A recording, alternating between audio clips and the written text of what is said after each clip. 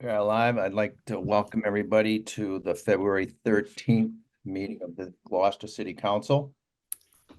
In the interest of government transparency with regards to deliberations and decisions made by the City Council and according to open meeting law, since this meeting was posted as a Zoom meeting, this meeting is recorded by video and audio and will be conducted by remote participation. Additionally, all votes taken by the City Council will be by roll call vote. If you are calling in on a phone, you can press *9 to request to speak. If you are watching on a computer or device, there is a raised hand button that you can tap or press to request to speak.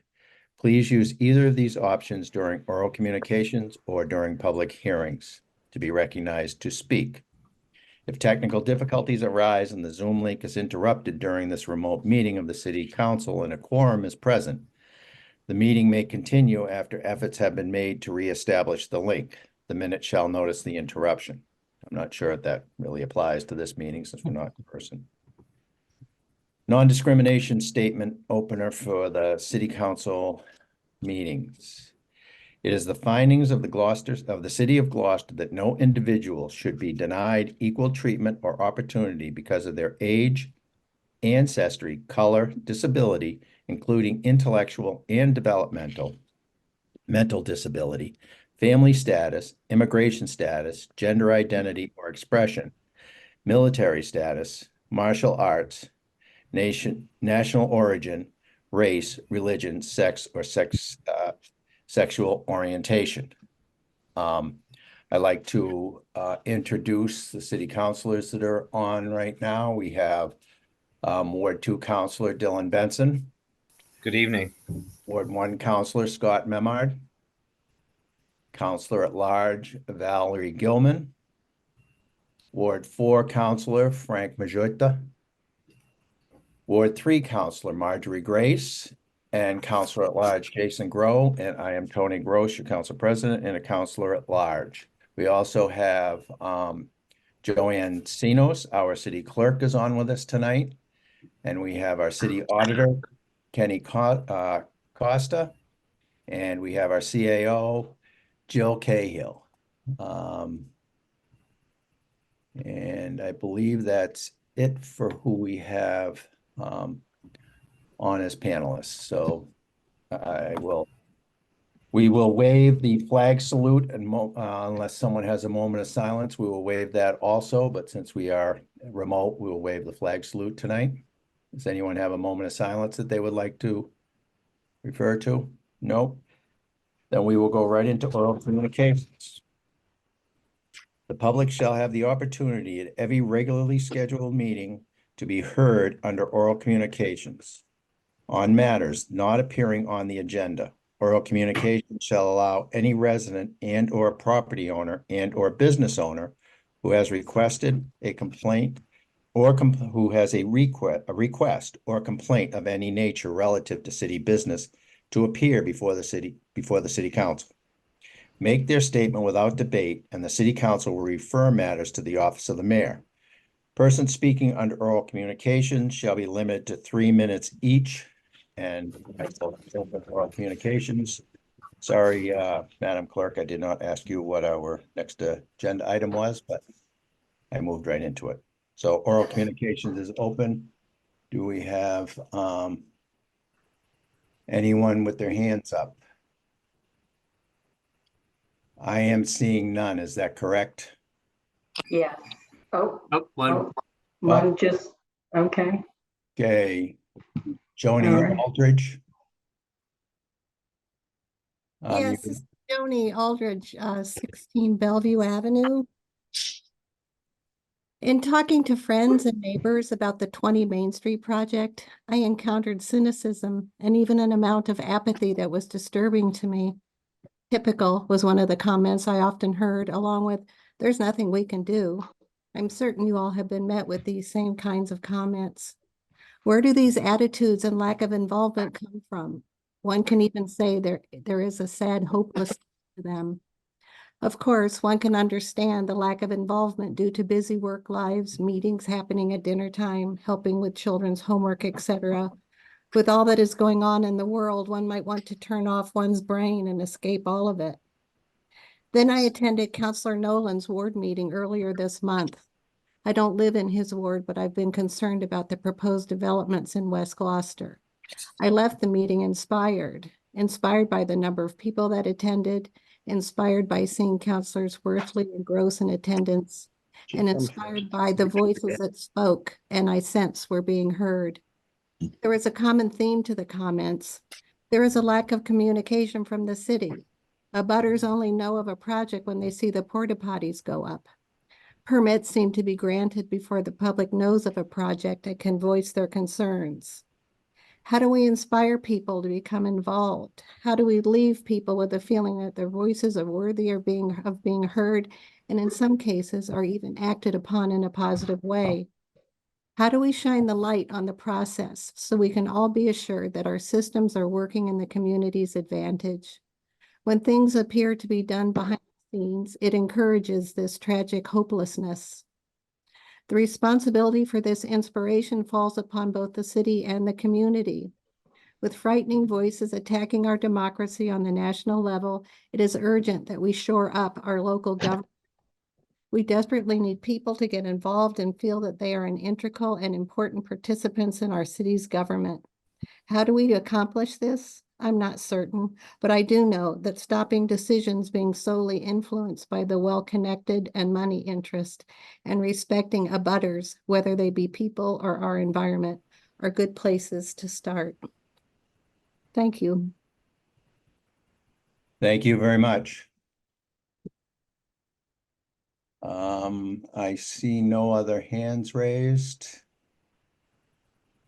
So, Greg Zosky, could you please bring in Mr. Zosky? Hi, can you hear me? Yes. Hi, so I'm a female Greg. And so what's your name and address? Yes, my full name is Greg, G-R-E-G-G, Zosky, Z like zebra, O, S like Sam, K-E. I live at 17 Conant Avenue, Gloucester. 17 what avenue? Conant. Okay, Some thank you. people say Conant. I say Conant, but Okay, I'm from Colorado originally. thank you.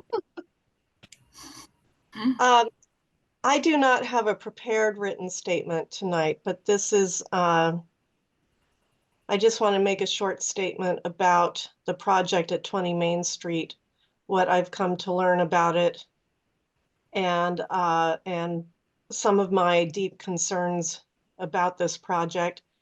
It is my understanding that this has cleared both the planning and development stages, and also the Historic Commission approved it. When I look at the visual plans of it, I'm not sure if that's entirely clear, but that's what I've read in the paper and in some articles about it. And now that it's the permits, it hasn't been permitted yet as far as I'm aware. But I have deep concerns about the hastiness of this project being pushed through. I can't not understand how this passed the Historic Commission. It's such a unattractive behemoth of a building to encroach upon that part of Main Street. I don't understand. It just overwhelms the footprint of that lot, and I don't think it should ever get special permits. I think that if this is going to go up, and granted, we do desperately need affordable housing in this community, but it also it should conform aesthetically and size-wise to the buildings that are there on Main Street. It is as tall as Blackburn Tavern, as far as I can tell from the pictures, but it's hulking and unattractive. And what really bothers me in particular is that the setbacks, the original 15-foot setback has been completely abandoned in favor of this building being only 8 inches from a retaining wall. And I have to say, I moved to this 15 seconds, Greg. 15 seconds. Yep. Okay. Well, I have suffered through myself as of about 16 years ago, special permits that were given to my neighbor for their renovation and 2-story addition off the back of their house. And I have had to live Sorry, with. but that's all the time you have. You want to wrap Sorry. it up quickly? I have nothing else to say except I think that the butters should be listened to and considered. I think it's immoral that the city is willing to grant special permits to this project that's going to forever ruin this people, Thank you. the Thank you quality of very life much. for these people. Thank you very much.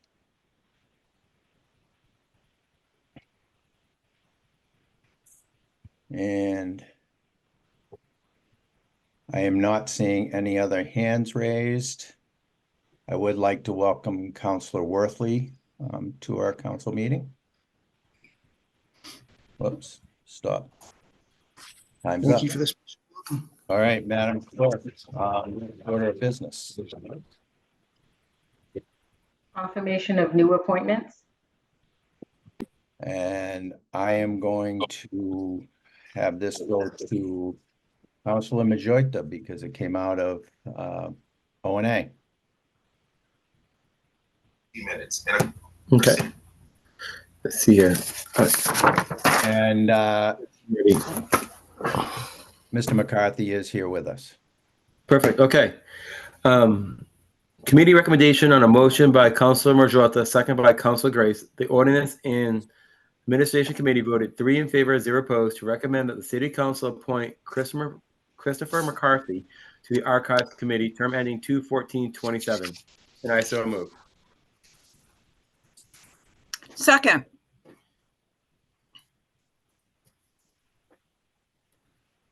Discussion. Yes. Discussion. Councilor Majoita, what do you have anything to add? During the O&A meeting, we just had nothing but positive things to say about Christopher McCarthy. He's a great member of the community, and it's great that he wants to help out the Archives Committee. Anyone else? Councilor Memard. Yes, I'd just like to endorse this appointment. I talked to Chris after he was appointed at the city council at the O&A meeting the other evening.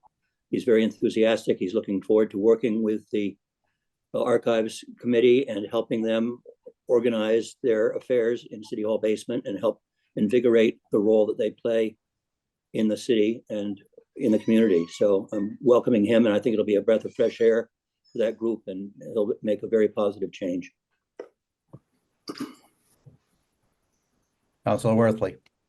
Yes, I just want to briefly attest to Chris McCarthy's character and his volunteerism. I think it's impeccable. He's volunteered on a lot of boards in the past. He's made a difference, and I'm glad to see him continuing that service. Thank you, Chris. Thank you. Councilor Grow. Yeah, I endorse this appointment as well. And I hope, Chris, in listening to you at the last meeting, talked about sort of modernizing yeah, you did. I think I did. I heard it in my head. I heard the voices. The voices were there about modernizing our archives, and it'd be awesome, given the fact that we've got, not quite 400 years of archives there, that these archives become more and more available online and via to the public, so that we can really dive into the deep history of our community. I think it'd be awesome. Councilor Gilman. I just wanted to speak for a moment of Chris's credibility with a ward counselor.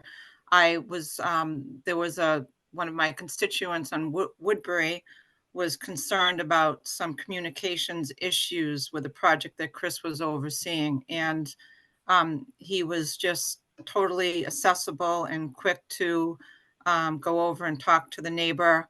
And it was really refreshing for me to have him out there trying to make sure that the residents had been heard. So I will be supporting this. Thank you. Yeah, Chris, I too would am very happy that you're joining this group.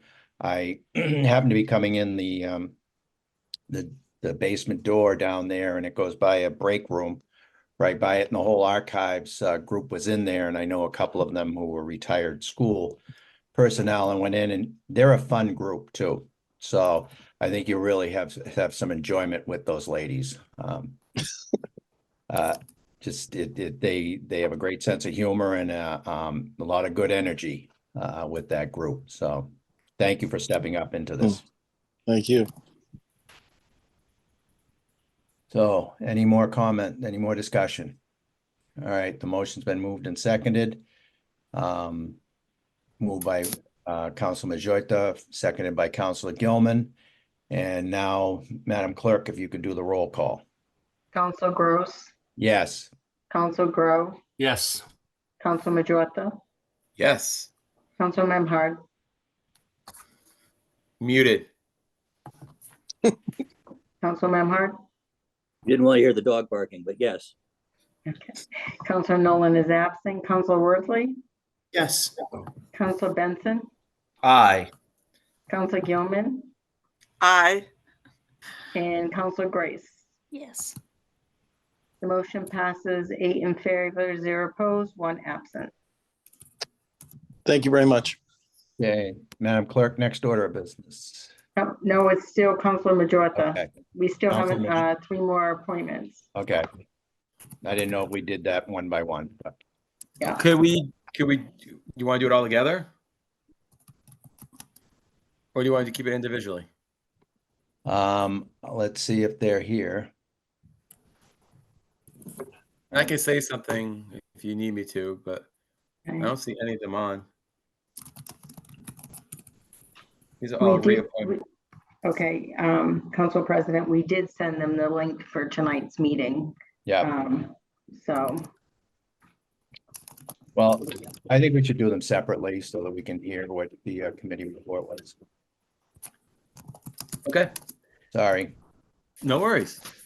Committee recommendation on a motion by Council Majota, second by Council Grace. The Ordinance and Administration Committee voted 3 in favor, 0 opposed to recommend the City Council appoint Lola Prendergast to the Human Rights Commission, term ending 2/15/25, and I so move. Second.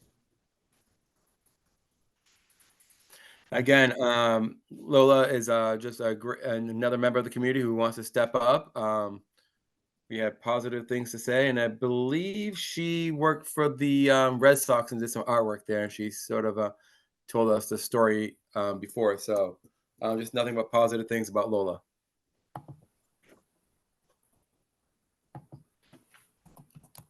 Yeah, you're muted. But Councilor Grow. Councilor Grow. I just want to, I'm very excited for this appointment, not only because it's Lola and her presence and her what I hope to be her contributions to the Human Rights Commission, but this is the first time we've had a student representative on a board like this, and I'm really looking forward to seeing how that dynamic works. I mean, I don't know that we'd be seeing high school students on other boards necessarily, but it does give a perspective. These are the folks who are inheriting whatever it is that we are doing today, and hopefully we take the time to listen to what they have to say. Councilor Gilman. So I loved the way Lola articulated her passion to be on this board. She did a great job public speaking at the meeting that she was at City Hall, and I also think that it's wonderful to have students involved with our commissions, particularly one of this importance. So I will certainly be supporting this. Council President, I'm sorry, Lola did not do anything with the Red Sox. I'm sorry, I missed her up with someone else. So my apologies, I just wanted to correct that. No problem. Any other discussion? Madam Clerk, we'll have the roll call. A motion was made by Councilor Majota, seconded by Councilor Grace. And we could have the roll call, Madam Clerk. Council Gross, Yes. Council Grow, Yep. Council Majota, Yes. Council Memhard, Aye. Council Nolan is absent. Council Worthley, Yes. Counselor Benson, Aye. Counselor Gilman, Aye. and Counselor Grace. Yes. The motion passes 8 in favor, 0 opposed, 1 absent. Okay, Councilor Majota, could you move us to the next one?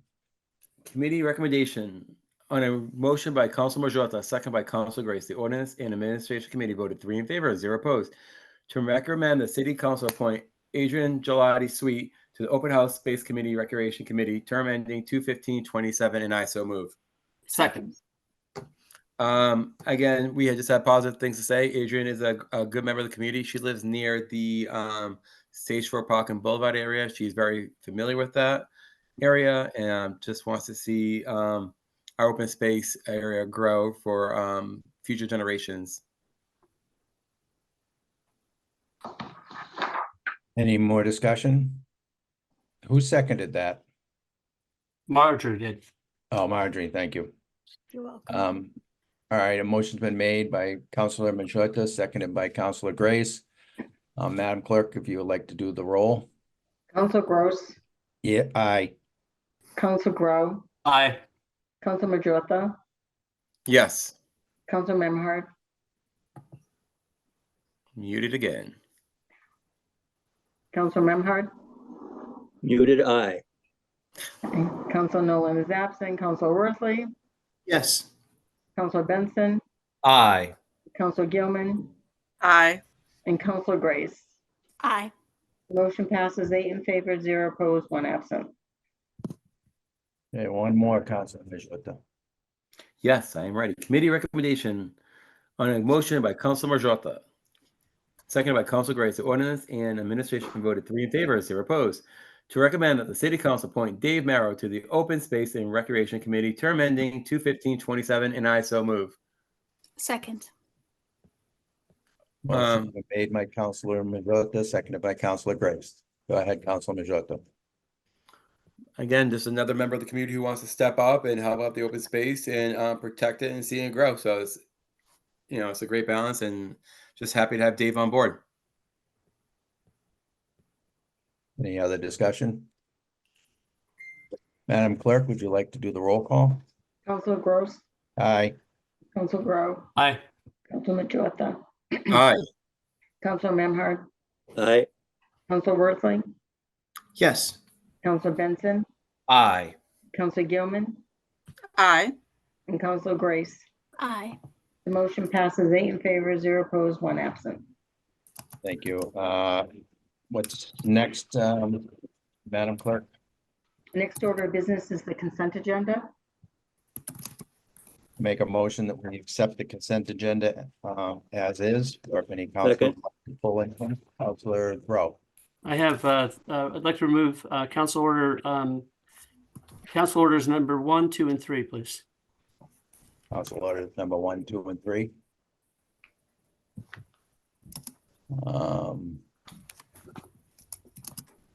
Okay. Anyone else have anything they want to pull? I move to accept the consent agenda without items 1, 2, and 3, and I so move. Second. A motion was made by Councilor Bowman, seconded by Councilor Mark to accept the consent agenda without items 1, 2, and 3. Madam, any discussion? Madam Clerk, can we have the roll?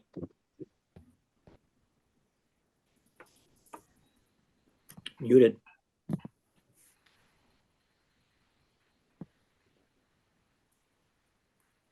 Can't hear you, Joanne. I apologize. It's okay. Counselor You're Gross, practicing. Aye. Counselor Grow, Aye. Counselor Majota, Yes. Counselor Memhard, Aye. Counselor Worthley, Yes. Counselor Benson, Aye. Counselor Gilman, Aye. Counselor Grace. Yes. The motion passes 8 in favor, 0 opposed, 1 absent to accept the consent agenda as amended. All right, Councilor Grow, Yes. would you like to address items 1, 2, and 3? Yeah, this applies to all 3 orders. remember we had a conversation a meeting or two ago about making sure that we provide maps of these areas with the orders so that we are all speaking of and seeing the same things for the order. So I would just respectfully request that the councilors putting forward the orders submit to through the clerk's office some maps and get map geo, whatever, so that we have the areas that we're looking at mapped out and measured out. I would just comment that the Traffic Commission has acceded to that request from Councilor Grow and are happy to provide those where they're able to. Councilor Worthley. Yes, I appreciate the direction and putting maps and pictures and things like that. I like to think that we could certainly vote to send these to the Ordinance Administration Commission, Traffic Commission, and provide that information at those meetings and submit it for the council record, not to necessarily hold this up another 2 weeks until those maps are provided. So I'd like to make a motion to send them to Ordinance Administration and Traffic Commission as such, and noted that that information will be provided. Fine. Yeah, I wouldn't hold it up. Thank you. I'm not quite sure what, whether that requires a motion or, Well, they still need to be sent to O and A, and they still need to be it sent to traffic. still needs to be, yeah, and we're in the consent agenda portion of it now, so, We already voted on the consent agenda. well, So- right, so These three we're need a voting separate. on putting these back or whatever to Councilor Grow. Yeah, I'm not asking them to be held up. I would like to have them forwarded to the ONA and Traffic Commission as requested. I would just wish that they would come with the accompanying maps so that we can see what we're looking at. Right. Understood. I That's it. don't think there's a need for a motion. Just motion to forward it to ONA and Traffic Commission. I I'll made that second motion. that. Okay. That's what Jeff put forward. So I'll second his motion. Okay. Any more discussion on Councilor Worthley's motion? I think Councilor Gilman beat you to the second, so. She can have it. And Councilor Grove's point is well taken. Thank you for the reminder. So have we got that squared away there, Madam Clerk? Yes. Okay. Any more discussion? All right, let's vote on this. Council Gross, Aye. Council Grow, Aye. Council Majota, Aye. Council Memhard, Aye. Council Worthley, Yes, Council Benson, Aye. Council Gilman, Aye. and Council Grace. Aye. The motion passes 8 in favor, 0 opposed to refer the council orders to the ONA and the Traffic Commission. Next order of business, Madam Clerk. The Budget and Finance, February 8th, 2024, Standing Committee Report. Councilor Memard, that is you. If you would like to take us through these. Yeah, hold on. Let me just get back up again.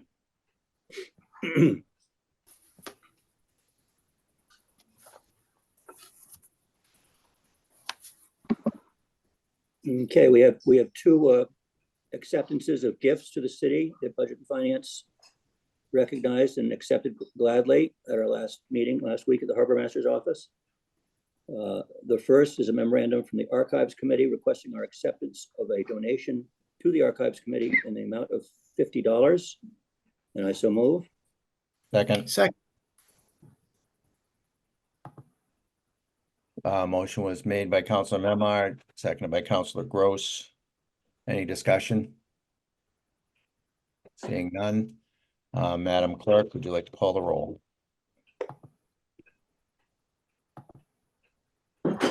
Sorry. Council Gross, Aye. Council Grow, Aye. Council Majota, Yes. Council Memhard, Aye. Council Worthley, yes, Council Benson, Aye. Council Gilman, Aye. and Council Grace. Aye. The motion passes 8 in favor, 0 opposed, 1 absent.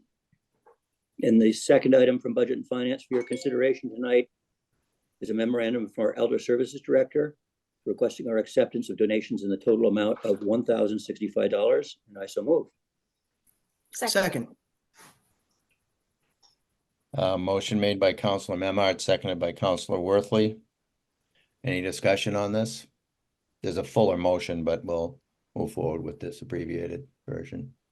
No more discussion? Madam Clerk, will you call the roll? Council Gross, Aye. Council Grow, Aye. Council Majota, Aye. Council Memhard, Aye. Council Worthley, Aye. Council Benson, Aye. Council Gilman, Aye. and Council Grace. Aye. The motion passes 8 in favor, 0 opposed, 1 absent. I believe, Council President, the rest of the motion is on the next page on the who donated. Yep. So do we want to name the donors? Tony, if you could do that for me, I don't have it in front of me. Yep. Donors were Rhonda Jenkins, Antonia Grillo, Claire Tomlinson,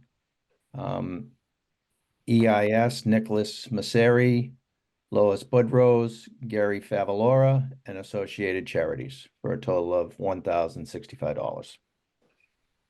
Next order of business, Madam Clerk.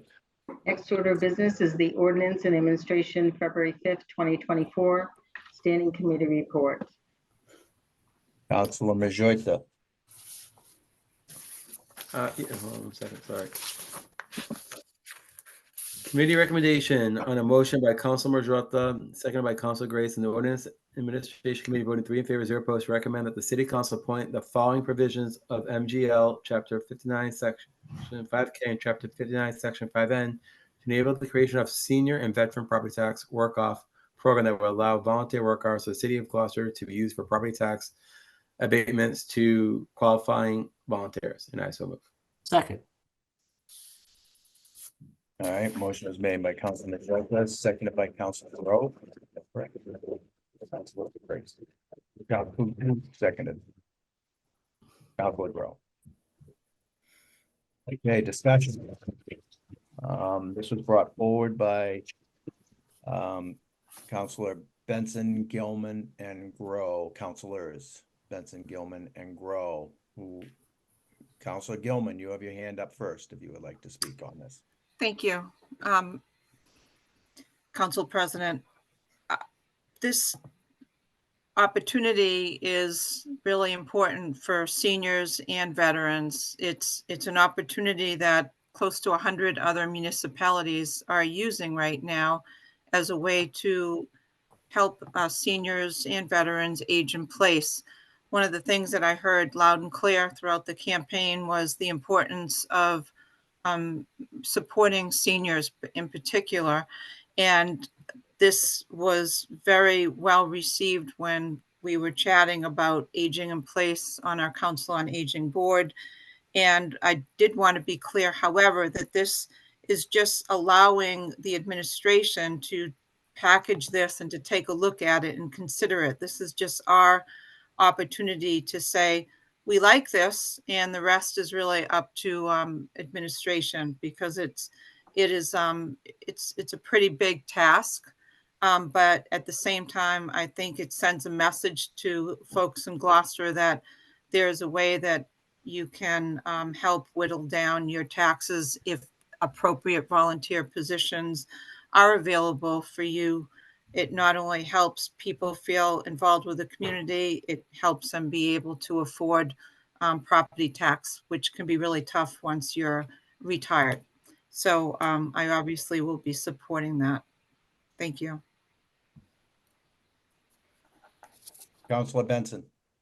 Thank you, Council President. Just to expand on what Councilor Gilman has said, that all we're doing tonight is accepting the provisions of Mass General Law, Chapter 59K and 9, which would enable the creation, as she said. So it will be on the administration to create a senior tax work-off program and a veteran tax work-off program. And to, just so the public understands, the veterans tax work-off program does not have an age restriction, and it allows any veterans of any age to volunteer and work off for property tax purposes.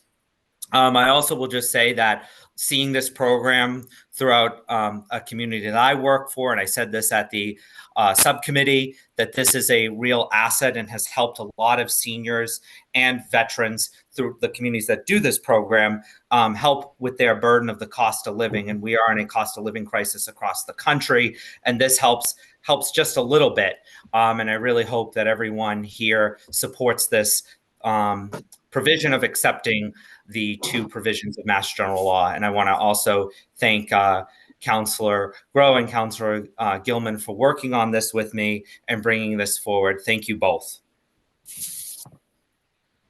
Councillor Grow. Yeah, I don't want to add too much more to this. I think I want to moderate expectations a little bit for folks in the public, that the program that I hope comes forward from the administration for both seniors and for veterans, are slightly different programs, is going to be, I think, based on the fact that, as Val mentioned, scores of communities have this in place. So we're not reinventing the wheel here. I do expect that it will start small, so that we can find out how manageable it is, what the need is, what the ability, what the desire is for the people in the community to actually do this. And with luck, it'll grow. If it stays small for a while, that's fine. But I'm looking forward to this, and coupled with other opportunities that are available to our seniors, especially to benefit from savings on their taxes. I think it's a great thing to move forward, and I'm glad that, even though it's sort of bumped around the last 15, 16 years now, but it's finally going to find a home here, and I look forward to seeing what the administration does with it. Thank you. Councillor Memard. I'd just like to thank my fellow councillors for bringing this forward.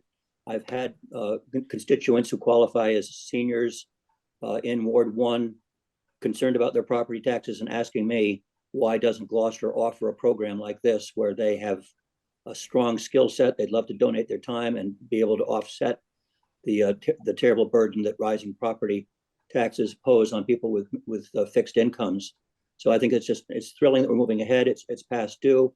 And it's worth noting that the state just recently, last month, increased the provision for seniors from $1,500 to up to $2,000. So it's not an insignificant thing that you can work off your taxes. And as Councillor Grow said, it's a new program for Gloucester, but I think it's important that we have it as part of what we can offer to our taxpayers.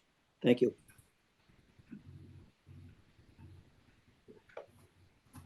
Councillor Worthley. Thank you, and thank you to the three councilors who submitted this. I think it's a great idea, and I do hope the mayor puts something forward. I have some questions, and I kind of would have thought that this would have come to Budget and Finance for us to review it. Is the expectation that the mayor puts together a program and then the council has another vote to approve it, or would it be this is the council's chance to ask questions about it and feel confident in the program? Is this the time to do that? And I'll let Councilor Gross, you run the meeting, but any of the three who have the answer. Councillor Grow. The short answer is no. This is our bite at the apple in terms of approving the legislation. The program would be run by the administration. Where this would show up would be in the tax abatement overlay that we vote for during the budget process. And so typically, I think we were in the $400,000 range. We typically do not utilize the whole overlay. So, I think that's going to be a consideration that the administration takes into account. How much can we afford to utilize through the overlay process? And then that would be where the city council would have its opportunity to weigh in on the expense of the project. But the program itself, initially, I thought we would have a hand in developing it, but it really is just the administration's responsibility to both develop and to implement and administer the program. Thank you. Mr. President, if I may continue. Councillor Gilman, did you have anything to add to that? Or? Yeah, I just wanted to piggyback on Councillor Grow. There's also the issue of who is going to be the oversight person and leading this program, which also could be another budgetary issue, because a lot of times, a lot of the municipalities have their council on aging director overseeing it, but it's hard to anticipate. That's really not our responsibility. It's up to the city staff. So your question is helpful, Council Worthley, just for clarification. But those things are all out of our control after we pass this, hopefully tonight. Okay, thank you. Councilor Worthley, it's more. Yeah, so I have 4 questions that I'd like to have answered. I posed these, I think, in a conversation with Councilor Benson, and the goal was that it would be discussed at ONA, because as a non-ONA member and as a non-sponsor of the order, I wouldn't be able to speak there. But it didn't get raised, which I respect. It was a busy night. But the questions are still important, in my opinion. Actually, one of them is answered. So this would be, if there were a number of people participating, we'd have to increase the overlay amount. Basically, if we're reducing taxes on one side, we have to raise them somewhere else. So that would be seen in the overlay budget item. Is there a limit, and can the mayor put a limit on the number of people who participate? Because I could already think of 20 or 30 people who I think would sign up tomorrow once this is rolling. So is there a limit to how many people can participate? Why don't you answer do all your questions at once, and then we can. Yeah. If that, whatever Council Yeah. President. Yeah. Please do. Okay. Yes. 1, is there a limit? 2, is there a criteria in terms of a means testing, right? So if someone is wealthy and they're of age and they want to volunteer, do they get their property taxes reduced just as equally as someone who isn't wealthy and wants to volunteer? So is there a means test? Again, if the answer is the mayor figures that out, I respect that. And then the last question is, and this one's important for me, I've seen this in a couple of communities. Newburyport comes to mind, where someone worked for 19 and a half years as a city employee, and I think they were fired, but then they volunteered on the library board of directors. They went to 2 meetings because they met quarterly. They got their other half of the year, and they then qualified for an 80% pension because it counted as serviceable years. I'd just like to hear on the record that this program would not count as serviceable years in the pension program, because then we're not looking at just the cost savings or transfer of costs in this year, but it could be a 15, 20, 30-year burden that we're not anticipating. I just want to throw that question out. So 1 is there a limit? 2, is there a means test? And 3, can we confirm that this does not impact people who are in the pension or want to be in the pension program? Thank you. I'd like to refer this to legal counsel, Ms. Egan. Could you, if you're there, could you please answer some of the, probably all of these questions? Thank you. Yeah, yes, thank you. So the answer to whether there is a limit in the number of people who can participate and whether there will be a means test, that is part of the administration's discretion. Who the administration determines what the program will look like, what the criteria will be, and how many people will be able to participate.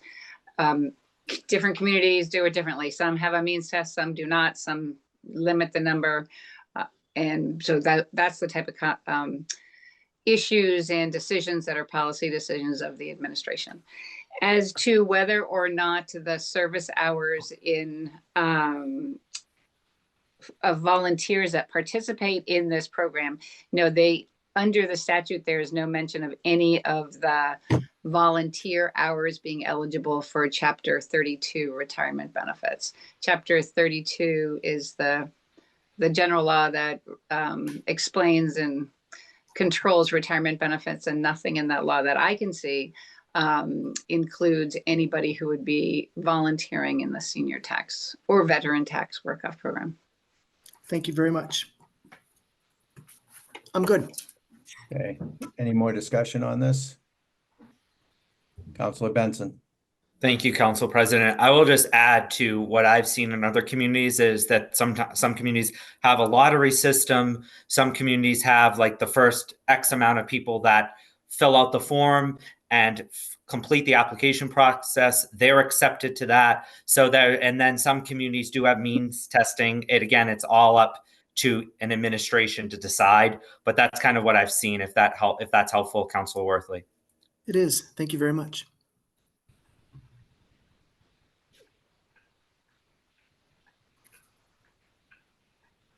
Okay. We have a motion on the table. Been made and seconded. Any more discussion? Madam Clerk, would you call the roll? Council Gross, Aye. Council Grow, Aye. Council Majota, Aye. Council Memhard, Aye, and thank you for bringing this forward. Council Worthley, Aye. Thank you. Council Benson, Aye. Council Gilman, Aye. and Council Grace. Aye. The motion passes 8 in favor, 0 opposed, 1 absent. Thank you, Madam Clerk. Next order of business. Is the Planning and Development February 7th, 2024 Standing Committee Report. Council Gross, may I just speak for a moment? On, I'd like to suspend the rules of procedure because we've had about 10 new people that have come on that might have thought that tonight's meeting at 6:30. it's been duly posted. We're in the middle of the meeting. Okay. No, I mean, I'm not in favor of it, but you can ask the other counselors. Okay. I'd like to suspend the rules of procedure to allow the people that have come on, if they want to speak in oral communication, to allow that, seeing that the meeting was posted for 5:30 for executive session, and then we canceled that. So we started right at 5:30, and I so move. Second, for discussion purposes. Okay, motion's been made and seconded, made by Councilor Gilman, seconded by Councilor Worthley to suspend the rules. Discussion? Councilor Memard. I'd just like to caution us that it's only 6:15 right now. So that if we follow what you're talking about here, Councilor Gilman, we want to reopen again in 15 minutes. I'm not opposed to giving people a chance to speak if they so like. There is some confusion about our meeting agenda. Councilor Benson. Could we allow them, with what Councilor Memhard just said, could we allow them to speak, say, starting at 6:30 or at the end of the meeting? I'm open to that. I don't know if that's possible. That wasn't the motion, but motion is suspension of the rules. Councilor Grace. It's on, they can do later on when you have continued oral communication, correct? No, we got rid of continued oral communication. It's still on here, so. Councilor Grow. But we can debate this for 12 more minutes and then we can do it at 6:30. We can do that, yeah. Councilor Worthley. Yes, I'm going to agree with Councilor Gilman, but I also appreciate the input that Councilor Memhard added. Would it just make sense, and at this moment, a friendly amendment, to ask Councilor Gilman if we were to make the same motion at 6:30? So any new people who come at 6:30 would have the same opportunity. Sure, I would make a friendly amendment to modify my motion to be that at 6:30. Okay, thank you. And I would second. Permission of our council president. That's your motion. All right, let's do it. But well, I find that this is we're going to have a suspension of the rules every meeting. That's my concern. I understand that this is a extraordinary circumstance, but as Councilor Memhard pointed out, they wouldn't have shown up for 15 more minutes. So if they're there now, they knew that it started at 5:30. So anyway, Councilor Grow. I say let's just move the vote. Yep.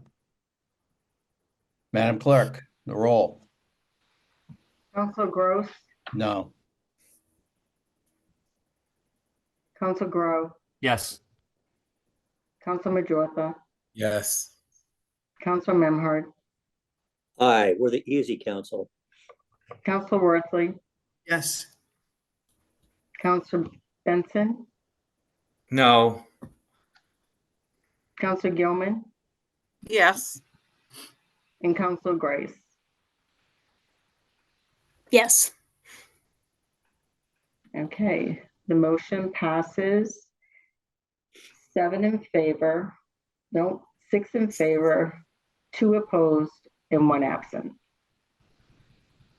We'll suspend at 6:30. Thank you. Good move.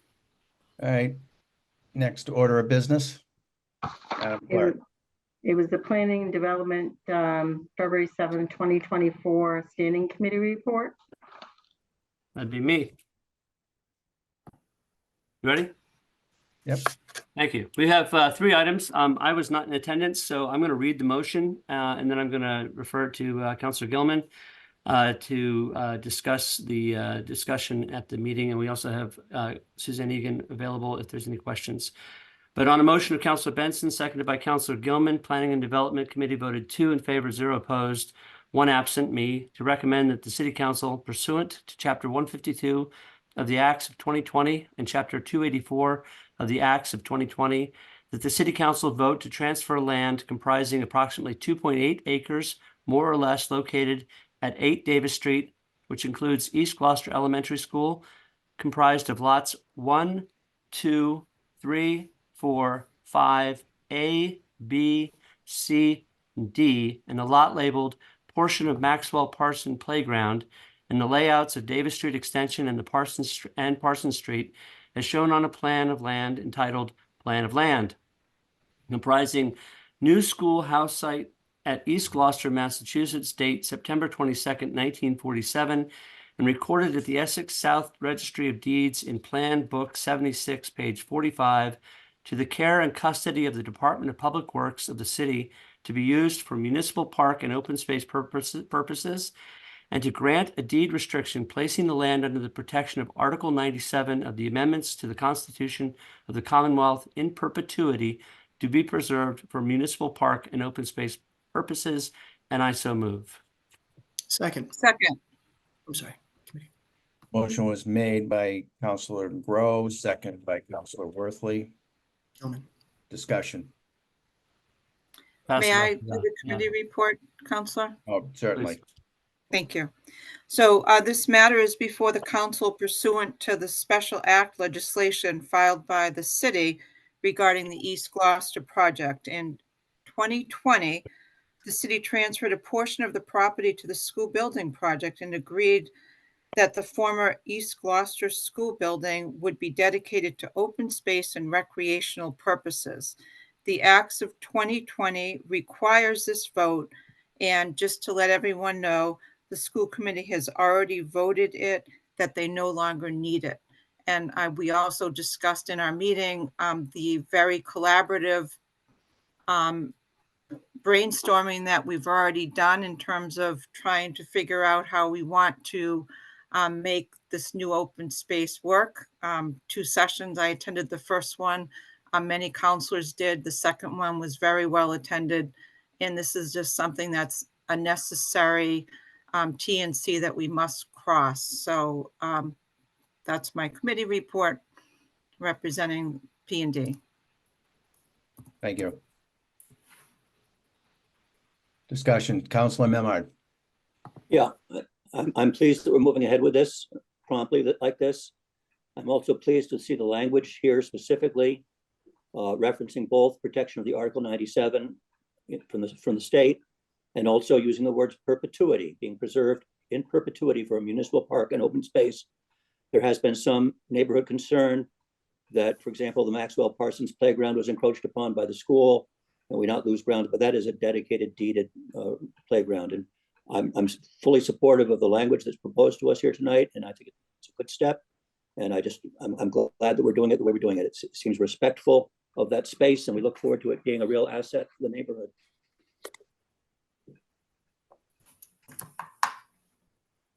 Councilor Worthley. Thank you. I fully support this, and this is really a culmination of promises made over the last 2 or 3, 4 years, where the property was taken from Mados Field. And I commend Councilor Memhard for his hard work on this and the committee. I appreciate the word perpetuity. I appreciate Chapter 97. Is there any additional security we can provide or promise or commitment to, because I believe Mados Field was also Chapter 97. I think it was in perpetuity. Is there anything else we can do to really ensure that this stays this way forever?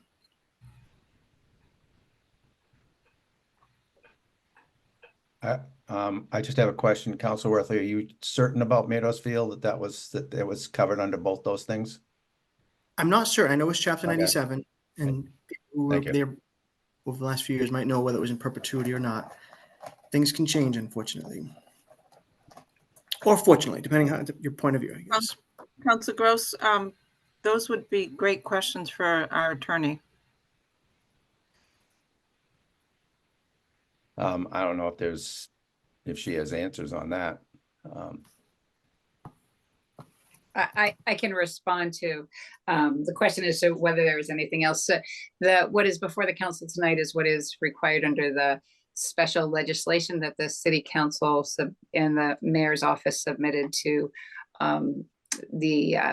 to adopt the special legislation. And so the language in here that has that provision about in perpetuity, the protection of Chapter 97, and to be dedicated for municipal open space and park purposes. That is what's required under the statute, and that protects this land to the extent that you can. There's nothing further that we can do. Thank you very much. And I think I said chapter 97. I think it's article 97. My error. Yep. Anything else? All right, Madam Clerk, would you call the roll, please?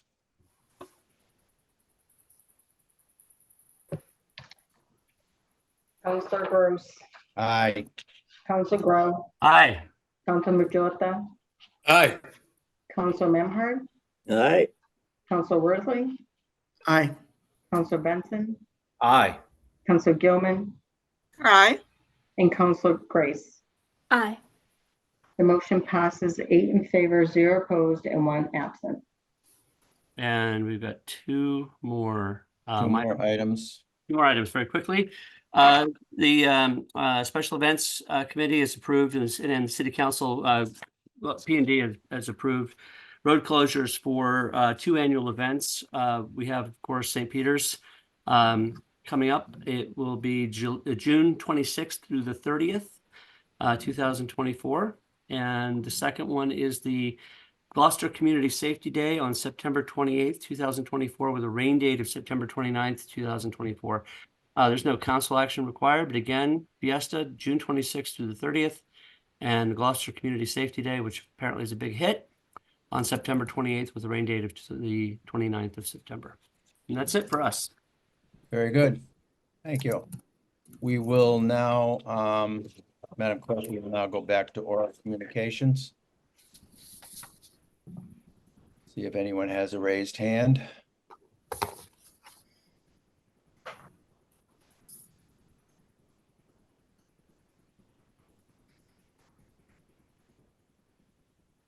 Okay, we have 3. Would you like to bring in the first speaker for oral communications? I thought I did. She's muted. Sultana, can you unmute? Okay. Yes. Hi, can you hear me? Yep. Thank you. This is Sultanat Bertikeva. I'm at 33 Middle Street. I am speaking in regards to the planned 20 Main Street development and its impact on our properties. We have recently looked at how much this development would impact the value of our property. And we have come to a distressing conclusion that it amounts to about, I'm not gonna just yet give a precise number, but several hundred thousands of dollars in its financial impact on our property. I am believing that it's going to be impacting similarly other abutting buildings. I'm not gonna cite how much that's gonna be on them. We have also been planning to grow in this upcoming spring our garden. We have been slowly trying to get our property in shape and plant vegetables and plants in general. And given the planned height of the proposed building, if it is approved as it is being proposed, we will not be able to grow anything in about half of our property, given the heavy shadowing coming from 20 Main Street. These are the direct financial impacts that we will experience on our property, and we are concerned how that's going to be, how we'll be able to live with that. And we want to bring that to your attention as this project will come forward in the city council's agenda sometime soon this year. And just keep it top of mind that this is as direct of an economic impact as it is going to have on the abutters. And also, we brought up multiple times the impact it will have on the historical district, which, Middle Street is part of the historical district. And also, there are many issues concerning how this proposed building was approved in its application to ZBA and Historic District Commission. In terms of kind of comparing itself with some of the buildings on Main Street, which are not part of the historic district. So we would like you to pay attention to how the approval process has happened for this project and the disingenuousness that went into comparing itself with some buildings that 20 have the seconds, Sultanat. designation. Thank you. That don't have the historic district designation, and look at it more thoroughly how the approval process happened, given that most of the butters were left in the dark, including myself and my husband. Thank you for your attention. Thank you.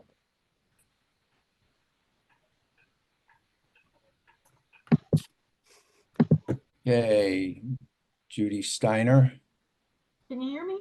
Yes, can you state your name and address? Yes, Judy Steiner, 29 Addison Street, apartment 2R. And I want to talk about infrastructure. I talked about this last month and I have not heard back from the mayor. We really, really, really, really need a traffic study and a parking study specifically for downtown Gloucester, because there's 6 roads that go into there near the Blackburn: Rogers, Main, Washington Angle, and Western Ave.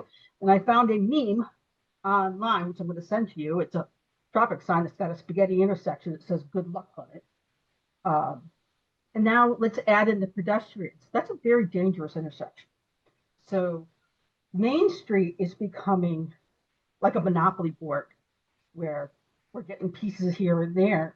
And even though the 2 planned, I think 154 Main Street is going to have parking, and 20 Main Street says it's going to have parking, but a unit is going to have 2 parking spots. That's more on the street. Rogers is already filled up with people that work here, and now they can't park because they work here. But getting on to more important is the emergency response. When that's congested and it's going to have more cars on it, there's no way that truck is going to get in there. And you always see at least 2 fire trucks, 2 ambulances, a couple of squad cars. The emergency response is something that we really need to look at as another study. And as I mentioned, the parking study. Let's see, what else do I have? I don't know how much time I have, but I want to say something about the intersection at Prospect and School Street could use a light. Less than a minute. I'm left with a minute? Less Okay. than a minute. Less than a minute. Parking in School Street. 45 seconds. And parking at School Street and Prospect Street near the elderly home there that has a blinking light. But if you're on School Street and you're trying to cross over Prospect Street, or you're taking your life in your hand, really, because the people keep slides, they speed up there and they don't really see you. There is, I'd like to propose something to be there that 20 seconds. What do I got? 15 seconds now. 15 seconds. Well, I think I got everything in. And Mr. Nelson, yeah, I'm shaking even though I'm not on video. Nolan, that's what I want to say.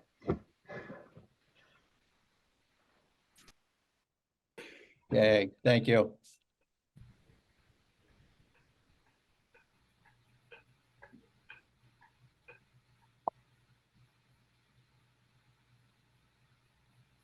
We have Beverly Palmucci. Go ahead, Beverly. Beverly Palmacci, 8 Commonwealth Avenue. I'm not sure if I can mention this. Can I mention something that's transpired at a zoning board of appeals meeting? Okay, is that a yes? I don't see why not. Okay, I know that there were rules and I don't know them all. I know almost none. Anyway, I just want to mention that at the last meeting, there was an issue of, somebody was wanting to make changes to property and they seemed to be wholly accepted.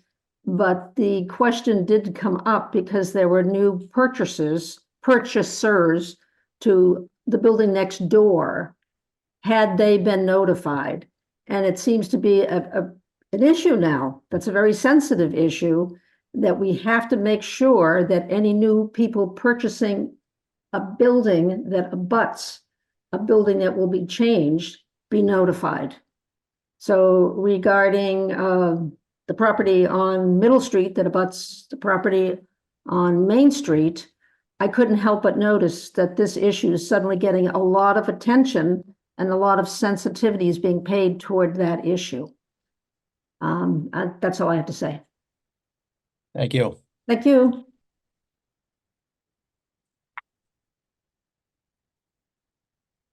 That's it.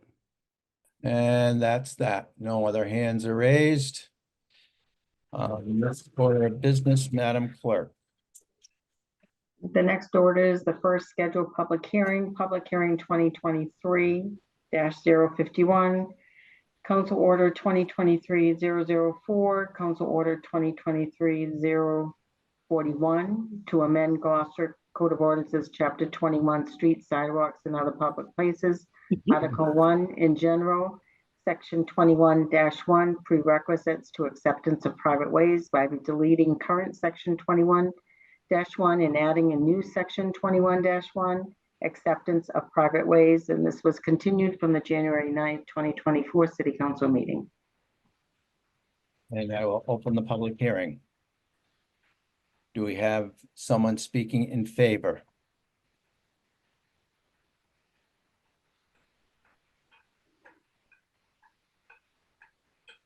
Do we have anyone speaking in opposition?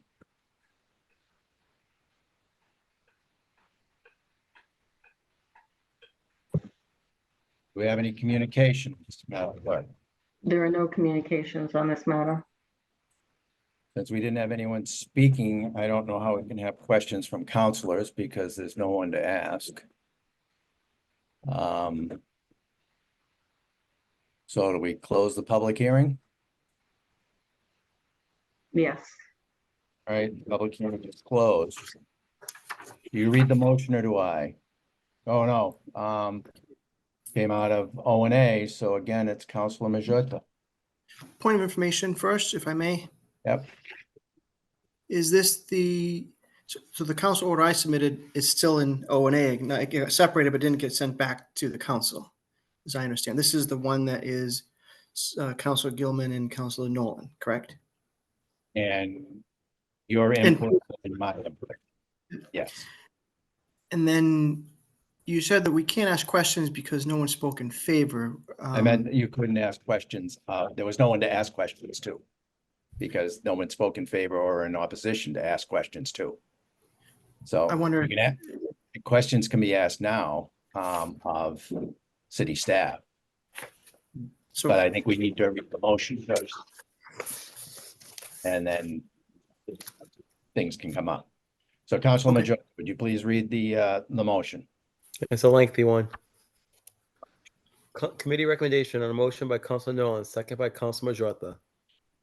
The Ordinance and Administration Committee voted 3 in favor, 0 opposed to recommend that the City Council amend the Gloucester Code of Ordinance, Chapter 21, Street Sidewalks and Other Public Places, Article 1 in general, Section 21-1, prerequisites to private ways as follows. Section 21 through 21-1, delete prerequisites to private way and add acceptance of private ways.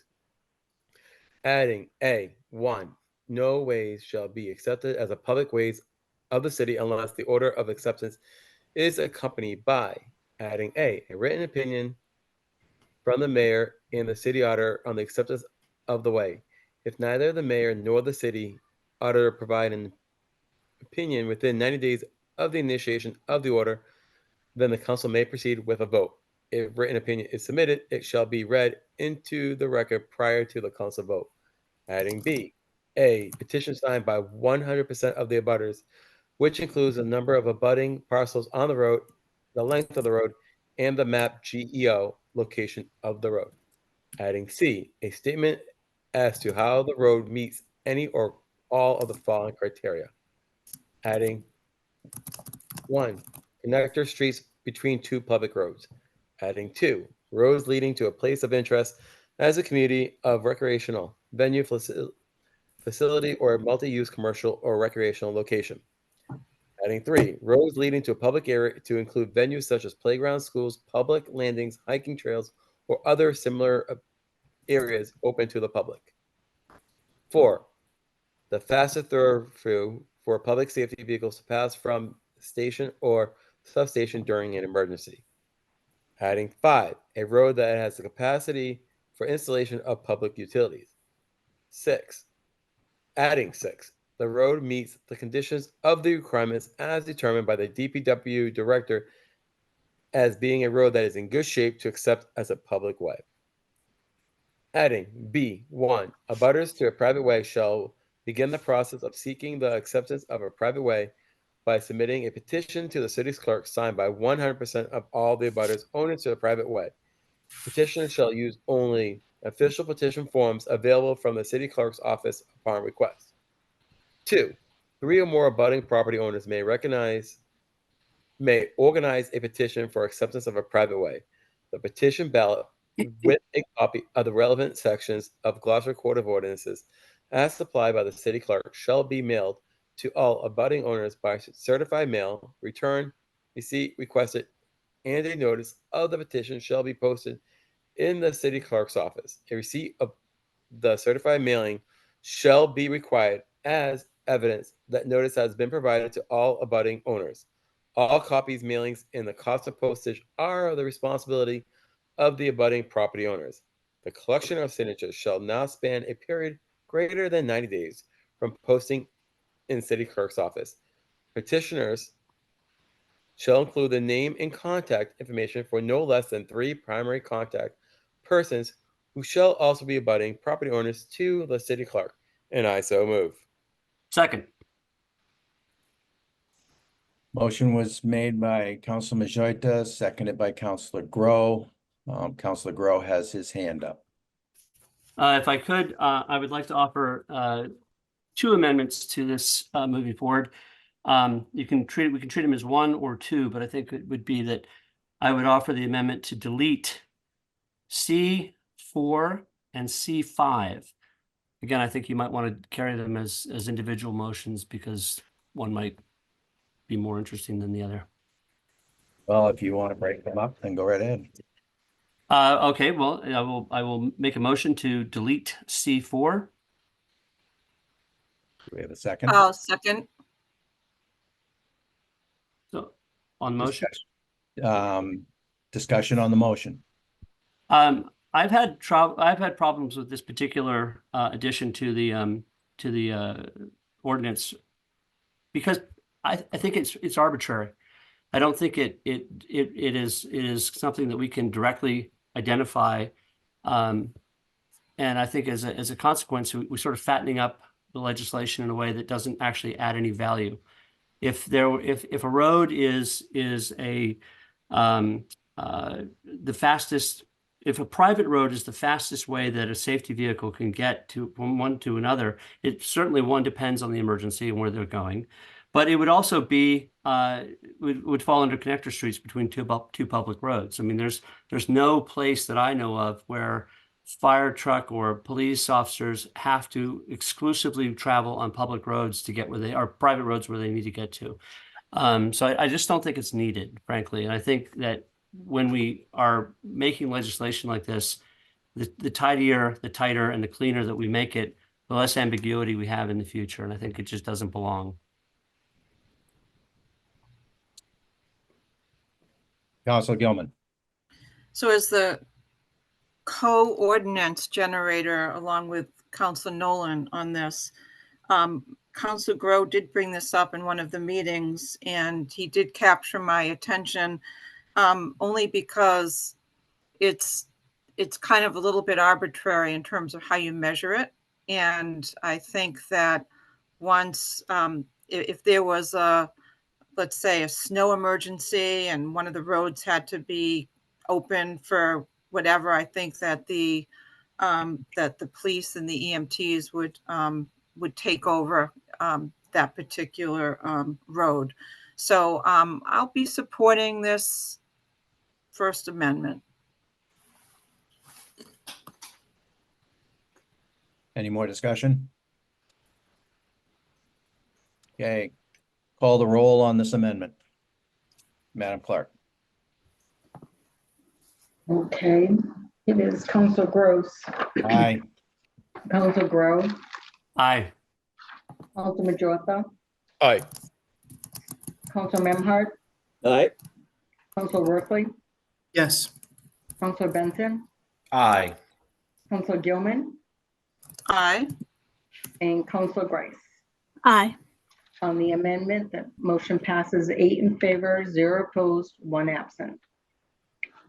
And then if I could, If you may, please, Councilor Grow. would make a motion to eliminate C5, a road that has the capacity for installation of public utilities, and I so move. Second. Any discussion?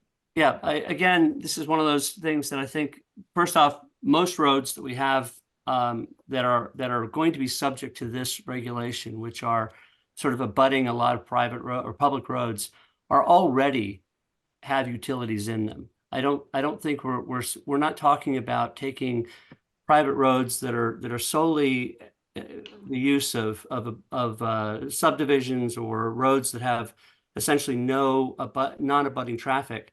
Those all have water, and if they have sewer, they have sewer. If they don't have sewer, then they probably don't have sewer, not because of the road, but because the area doesn't have sewer. I just don't think it's a qualifying factor. And again, getting back to the idea that you can put installation, you can put utilities pretty much anywhere you want to. I don't think it should be a qualifying factor in whether or not we accept a public or private way as a public way. It just doesn't add any value to me. Anyone else? I agree. People run utilities down their driveway. So it really is, it really doesn't have any, there's nothing here that it adds to create a differentiation of how it would be a qualifier. So anyway, that's my 2 cents. Anyone else? Madam Clerk, would you like to call the roll, please? Council Gross, Aye. Council Grow, Aye. Council Majota, Aye. Council Memhard, Aye. Council Worthley, Aye. Council Benson, Aye. Council Gilman, Aye. and Council Grace. Aye. The amendment to delete C5 passes on a vote of 8 in favor, 0 opposed, 1 absent. Thank you. Councilor Gilman. I'd like to make an amendment to the main motion to insert after section C, in quotations, in the event that the way meets the above criteria, section C, and the way is passed through by more than 80% of non-abutters as verified by a traffic study, the city council may vote to accept the way as is, and I so move. Second. Discussion? So may I speak on the amendment, Council President? Please. Thank you. So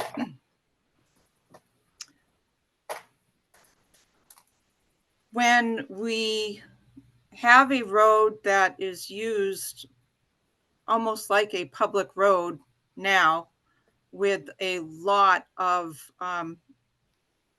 non-abutters using it, it seems like there should be a little bit of flexibility in terms of putting the road back to good condition, particularly if it's proven that so many people are passing that road that don't live there. It just seems like an unfair burden for particular abutters. Some of the streets that we've done can be $250,000 to $300,000 divided by 20 abutters. It's 10 grand each. If someone is passing that road all the time that doesn't happen to be an abutter, and it meets the criteria of 1, 2, and 3, a connector street between two public roads, roads leading to a place of interest as a community or recreational venue facility, and 3, roads leading to public area to include venues such as playgrounds, schools, public landings, hiking trails, other similar areas open to the public. It just seems like that would be the fair thing to do. So I think that this amendment, although one might say that a traffic study is arbitrary, I would say a traffic study with one of our sophisticated traffic mobile stations would give us good data. And what we'd have to do is just deduce the amount of abutters, maybe estimate that they are passing twice a day, deduct that from the total, and come up with an 80%. It's as good as we can get to do what I think is fair for our citizens. So I hope that you join me in supporting this amendment. Councilor Grow. Yeah, I'm going to support this amendment. This is something that I think we've talked about. The legislation that we've got here is going to be used in very limited circumstances, and it's really addressing an issue of, as Councilor Gilman says, of fairness, which is that if I have a road, that I own a road, and I am by circumstance required to allow anybody who wants to pass on that road, and that includes hundreds and hundreds of cars a day, I should have some recourse to being able to have my property brought back into appropriate condition. And the other thing is that, you know, the role of the council in this is that the council has the authority to accept waives. And the way that the initial ordinance was written, without the amendment, C6 basically cedes that control over to the DPW director, because the DPW director can then say yes or no. I think it's in good condition. I don't think it's in good condition for acceptance. And that nullifies any intent by the city council. The amendment gives, within the boundaries of a provable number, the council authority to accept a road, even if it's not 100% in perfect condition. We can say, okay, we'll accept it as public. It will then go, one, it'll be eligible for more permanent repairs. So even if it's not repaired end to end, it can have more permanent repairs to areas that are problematic. And secondly, it puts it in the list of eventual fixes on a permanent basis. And again, it relieves the abutters who've had to deal with the fact that their property is being run over by scores and scores of non-abutting folks. I use most of these roads myself. I understand that they're being damaged and that they're not being fixed by the city. And it's really, again, just a question of fairness. And if we can get 100% of people on a road to accept this idea and ultimately fix it, I think we're doing not only the folks who live on that road of service, but also the people who travel across it. Councilor Worthley. Yes, thank you. I will absolutely be supporting Councilor Gilman's amendment. I think it's smart. You know, and part of me says, is there a way to do this without needing a particular traffic study? You know, we do know Brightside Ave, Apple Street, Dr. Osmond Babson Road, a private road that I don't know anybody lives on Dr. Osmond Babson Road, actually, O'Malley School. And all the traffic that goes there is way more than 80% of the people who live there. So, you know, it's almost like I wish there was a way to be a little bit more liberal on this, keeping in mind that this doesn't mean it gets accepted. It means it gives us guidance, gives future councils guidance. Councilor Gilman, I don't know if there's any room in there to say, so, I mean, I know you've put some thought into this and I hadn't seen what you wrote, but, or what you read, but if there's something to say, if it's obvious, is there a way to make that a little a little easier.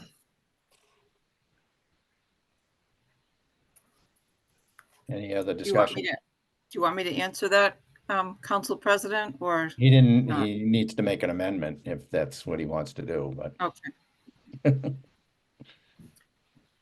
Councilor Memard. I'd just like to follow up on what Councilor Gilman and Councilor Grove just very clearly stated. I've been able to help facilitate a number of betterment paving projects. And in private ways like Starknot Heights, there are 4 or 5 roads there. Briar Neck, 10 roads there. There was never a concern about the volume of non-resident traffic being a material issue in their areas. And they were happy to step forward with a betterment petition process and pay to help pave their own roads.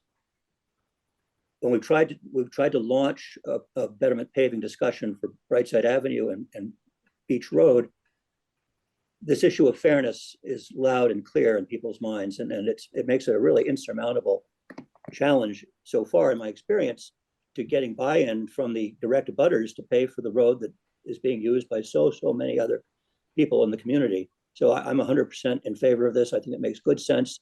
It's a good tool and a step in the right direction. Thank you. I'd like to remind councilors that this is not an ordinance about specific roads, so could we just keep this general? That was general. Any more discussion? Councilor Gilman, could you please read your amendment again? Gladly, and I did send it to our city clerk just so she would have it as well. To insert after section C, in quotations, in the event that the way meets the above criteria, in parentheses, section C, and the way is passed through by more than 80% of non-abutters as verified by a traffic study. The city council may vote to accept the way as is. Thank you. I don't know why this is being inserted there and not as one of the criteria numbers. Could Make you, it C6 or would you C7? make it, We you could, know, we could. I would May I put it- speak to that? Because I've thought of that. You have the floor, Counselor. I think it just makes, you know, it's a criteria. We're listing Mhm. criterias. I think it belongs in the criteria section. It doesn't Okay. belong standalone. So it can be 4, or it can be C5. it can be It would be helpful. it can be C4, it can be C5, one or the other. So may I speak to that? Mm-hmm. It would be helpful if it was 4, so people wouldn't read the current number 6 right now, which says something contrary. So if that appeared first before the current number 6, that would be a good idea in my estimate. So I would be happy to do a friendly amendment, as Council Worthley likes to do, which I think is helpful, just to say insert as section C4. Second. Okay, thank you. Thank you. And I also would like to point out that the statement, it does say that a statement as to how a road meets any or all criteria. So it doesn't have to meet, it only needs to meet one of these. So, you know, the concern about what was formerly number 6, it doesn't necessarily have to meet that criteria for us. I just want to point that out. Okay, so vote on, are we all set to vote on this amendment? As amendment as friendly amended?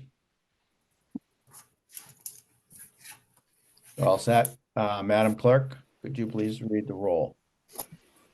Call the roll. Counselor Gross, Aye. Counselor Grow, Aye. Counselor Majota, Aye. Counselor Memhard, Aye. Counselor Worthley, Aye. Counselor Benson, Aye. Counselor Gilman, Aye. and Counselor Grace.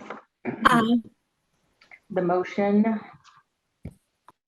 offered by Counselor Gilman, C4, passes on a vote of 8 in favor, 0 opposed, 1 absent.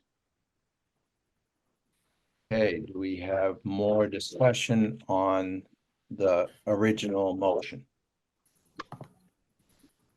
Counselor Worthley. Yes. So this is an issue I brought up a couple times. I'd like to have some assistance if anybody wants to get creative with the language.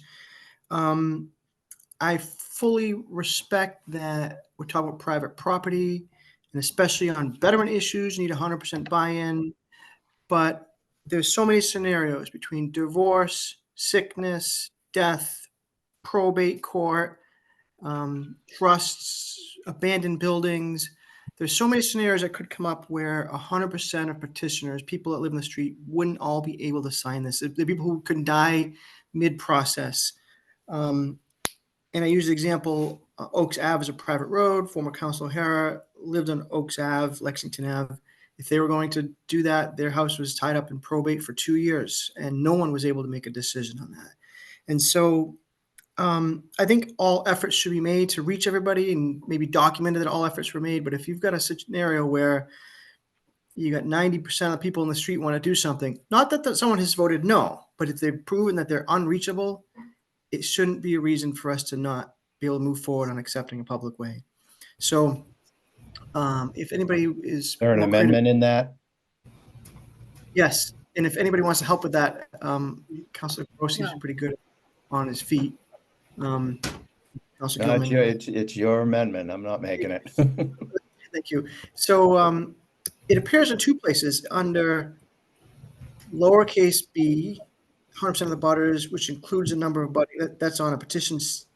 There's 2 places where there's 100% in the language I'm looking at. So I see a capital B with a parentheses 1, abutters to a private way shall begin the process of seeking the acceptance of the private way by submitting a petition to the city clerk signed by 100% of all abutting owners of private ways.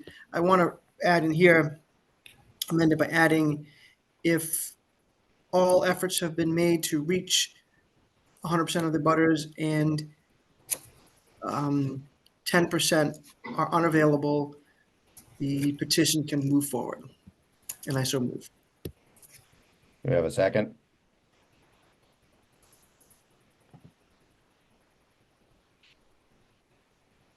Hearing none, the amendment fails. Sorry.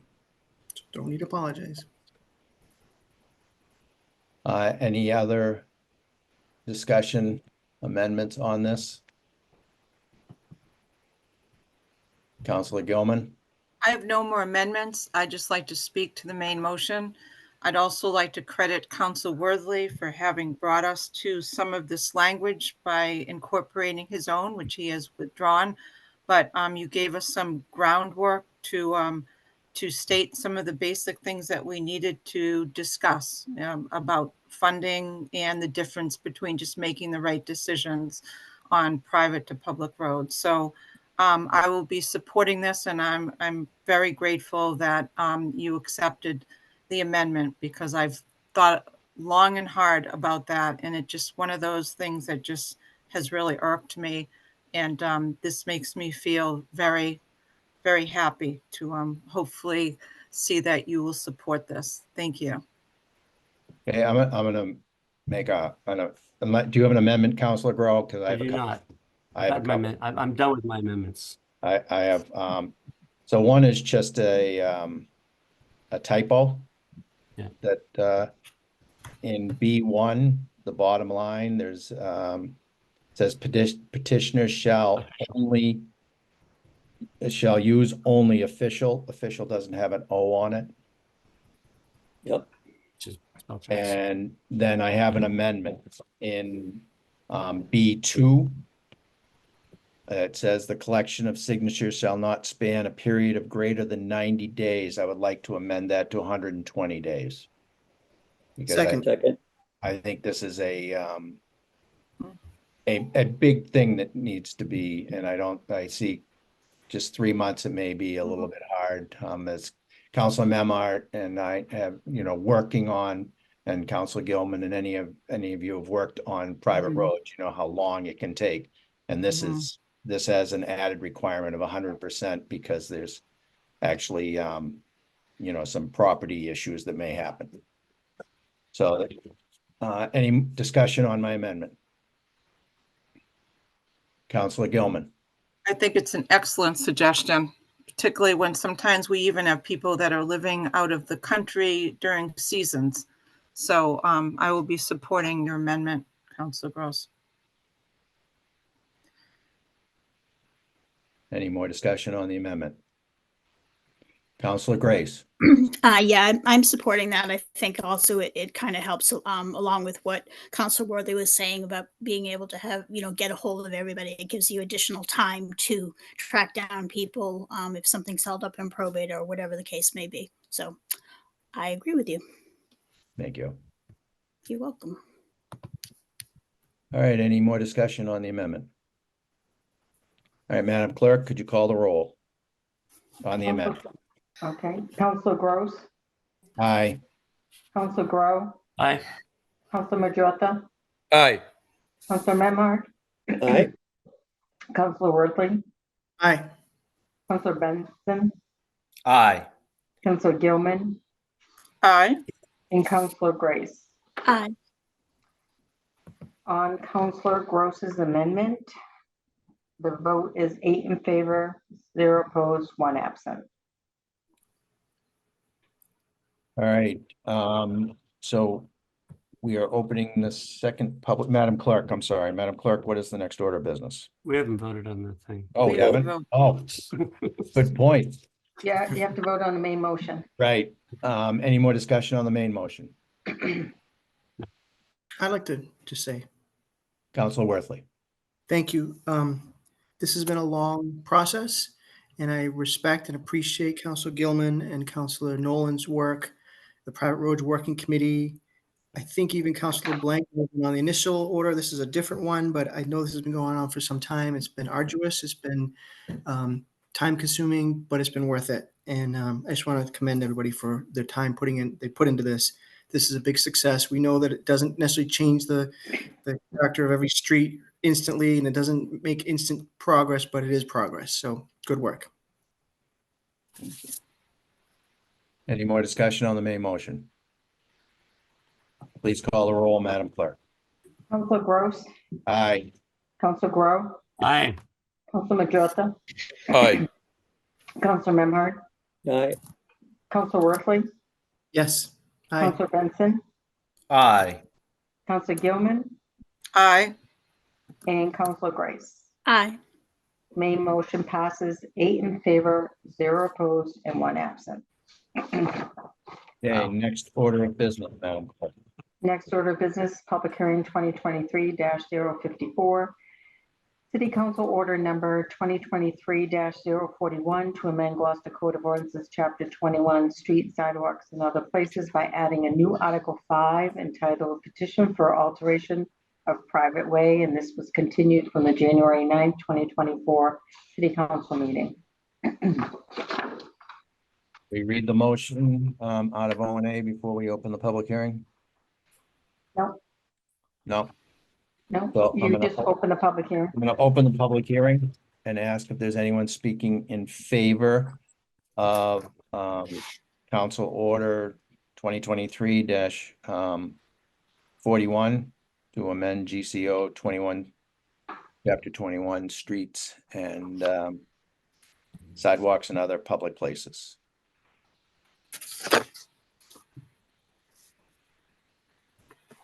Anyone to speak against, in opposition?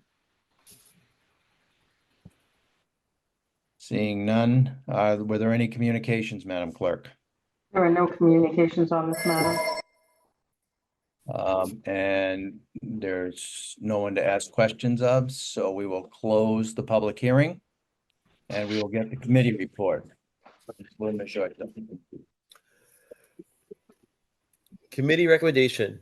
On a motion by Council Nolan, seconded by Council O'Hara, the Ordinance and Administration Committee voted by roll call, 3 in favor, 0 opposed, to recommend that the City Council amend the Gloucester Code of Ordinance, Chapter 21, Street Sidewalks and Other Public Places by adding a new Article 5 entitled Petition of Alteration of Private Way as follows. Article 5, Petition for Alteration of Private Way.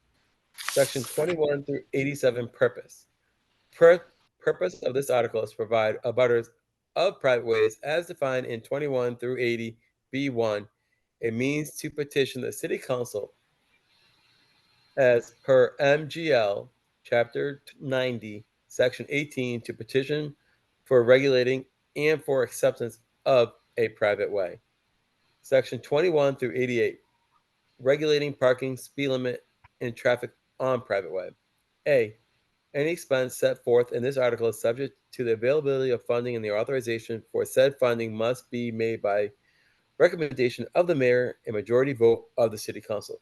B, abutters to a private way who wish to post stop or yield sign and regulate parking and speed limit on a private way shall submit a petition to the city clerks requesting City Council consideration. Petition shall be signed by not less than 75% of all abutting property owners to private way.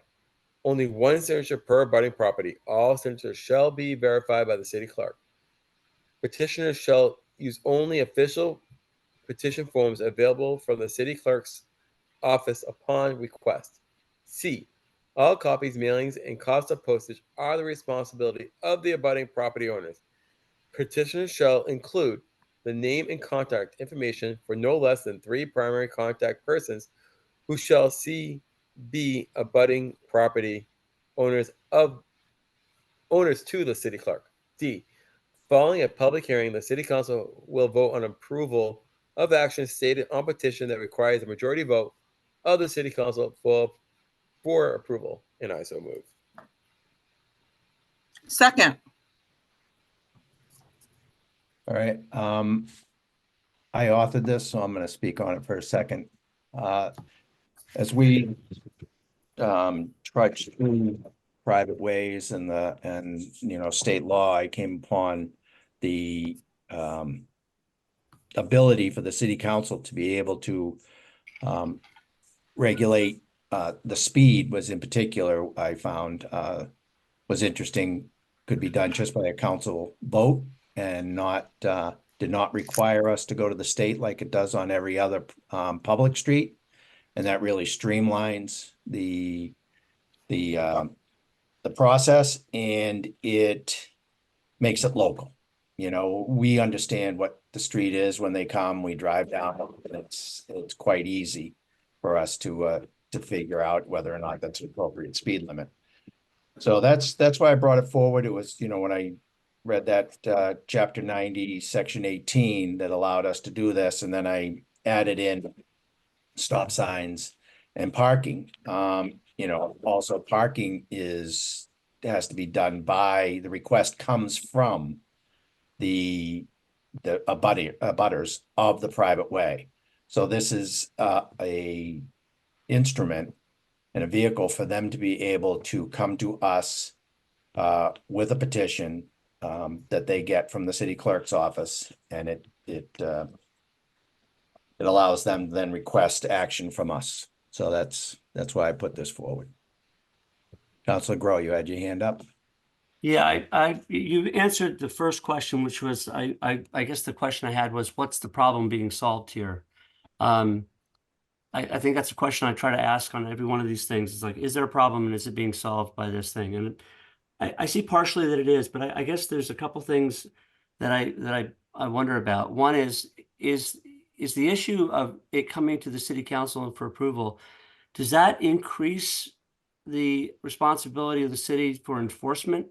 I mean, if I own a private road, if I live on a private road and I decide, all my neighbors decide we don't want anybody parking on our road, and the city council goes along with that, does the city now then in charge of enforcing that, or is it? I don't understand that mechanism. I know I think about Boston has got all these private roads now down in the seaport that the parking and the parking regulation is all done by the property owners So the police don't write tickets anymore. The property owners write tickets. I don't think we're going to go down that road. But I guess the question I have, and maybe it's for Suzanne Egan, is does that make the city responsible for enforcement? And then final question is, if you start allowing parking restrictions on this road, my understanding is that if you limit access on a private road, you also risk the loss of city plowing and access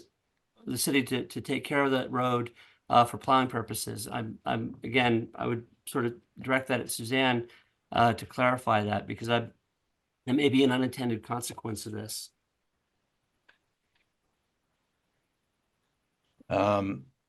Suzanne, could you please, do you have any answers for that? Any response? I can address a couple of or two of the questions, but maybe not a definitive one on the second. So I believe your question is if the city adopts an ordinance with respect to regulating speed, traffic, et cetera, on private roads, does that then become the city's responsibility to enforce? Yeah. If that's the question, then yes, it does. Because when you adopt an ordinance, you're saying essentially this are the rules and regulations of the city of Gloucester, the municipal corporation, that you have to comply with, and the enforcing authority on those is the police. So yes, that's what that is in a sense what the city council would be doing. And to a certain extent, Suzanne, does it currently mean that private roads are not necessarily subject to enforcement by the police as they are now? Yes. I mean, I've dealt with that issue a number of times where there may be some traffic issue on a private road and the police look at it as to whether or not they can enforce it. And it really depends on the process that's used to create the rules and regulations. And, in most instances, when there's an issue, it's pretty fact specific. So sometimes somebody may be parking in a driveway, and then you look at, well, is that a private road regulation, or is that a general regulation that we have that you can't block driveways? So I think it all depends on a very fact specific issue as to what can be enforced and what can't be enforced. But if what is proposed by this ordinance is to say by submitting a petition, the private road owners are asking the city to adopt an ordinance to regulate their private roads, and then therefore asking the police, the city, the enforcing authority of the city of Gloucester, to write the tickets and enforce it, then that's essentially what you would be doing. And as to whether or not if the private property owners or private road owners limit accessibility and to that road, whether that continues to be a street that the DPW will provide services to, particularly plowing. I think that also is fact specific. Like, what is the regulation? What's the criteria that we use for plowing private streets, and whether or not that would fall within that. So that's probably pretty fact specific also. So essentially, we're giving an arena to discuss these particular issues in each given situation, but the city council ultimately has responsibility for approving or denying it moving forward. Yes, and also with the specific language that's created in that ordinance. Thank you very much. I can also answer part of that. I know that in discussions with the DPW director, the DPW director and the police feel that during a snow emergency, they can tow cars off of private ways. So they can ticket and tow. So this would not create any, that's more if they shut the road off to being, completely inaccessible to the public. And none of this, creates that issue. There's a lot of private roads that have no parking on them right now, and they're being plowed. Councilor Benson, I'll get to you, Scott and Val, but Councilor Benson was next. Thank you, Council President. I just was wondering where the 75% came from and not have 100%. of the abutters approving this. I'm just wondering if where the 75% came from, if that makes sense. I can answer that as I wrote it because Yep. that's the same amount that it is for a betterment. And we're not doing on the previous council order that we had, ordinance that we just created and changed. That included a possibility of some taking of lands. So that was why that's 100%, but this is 75%. And particularly about the parking is why 75% would be needed here, because that would be the most sticky issue. So just a quick follow-up, what would happen if, say, someone objected to it in that say 75% approved, but one abutter objects to it? What then? Whatever the majority says is what happens. Okay, thank you. Councilor Gilman. I just wanted to make one small correction to number B, or letter B, and it should say wish to post stop or yield signs. Just add an S after signs. And I know that this did come up in some of the subcommittee meetings, but I did have a question maybe for our CAO, with your permission, Council President. And the question is, how do we finance all these extra signs? Because I would take it that this is going to be a big opportunity for private roads to get together and come up with a plan. At the same time, signs are pretty costly, having worked with many of these sign issues in the past. And I guess that's just a question that I would like to just, maybe you talk to them about it, Council Gross, and you can explain it, but that's just something that's on my mind. And that's all. Thank you. CAO Cahill, do you have any response to that question? If you're there, you're muted. Oh.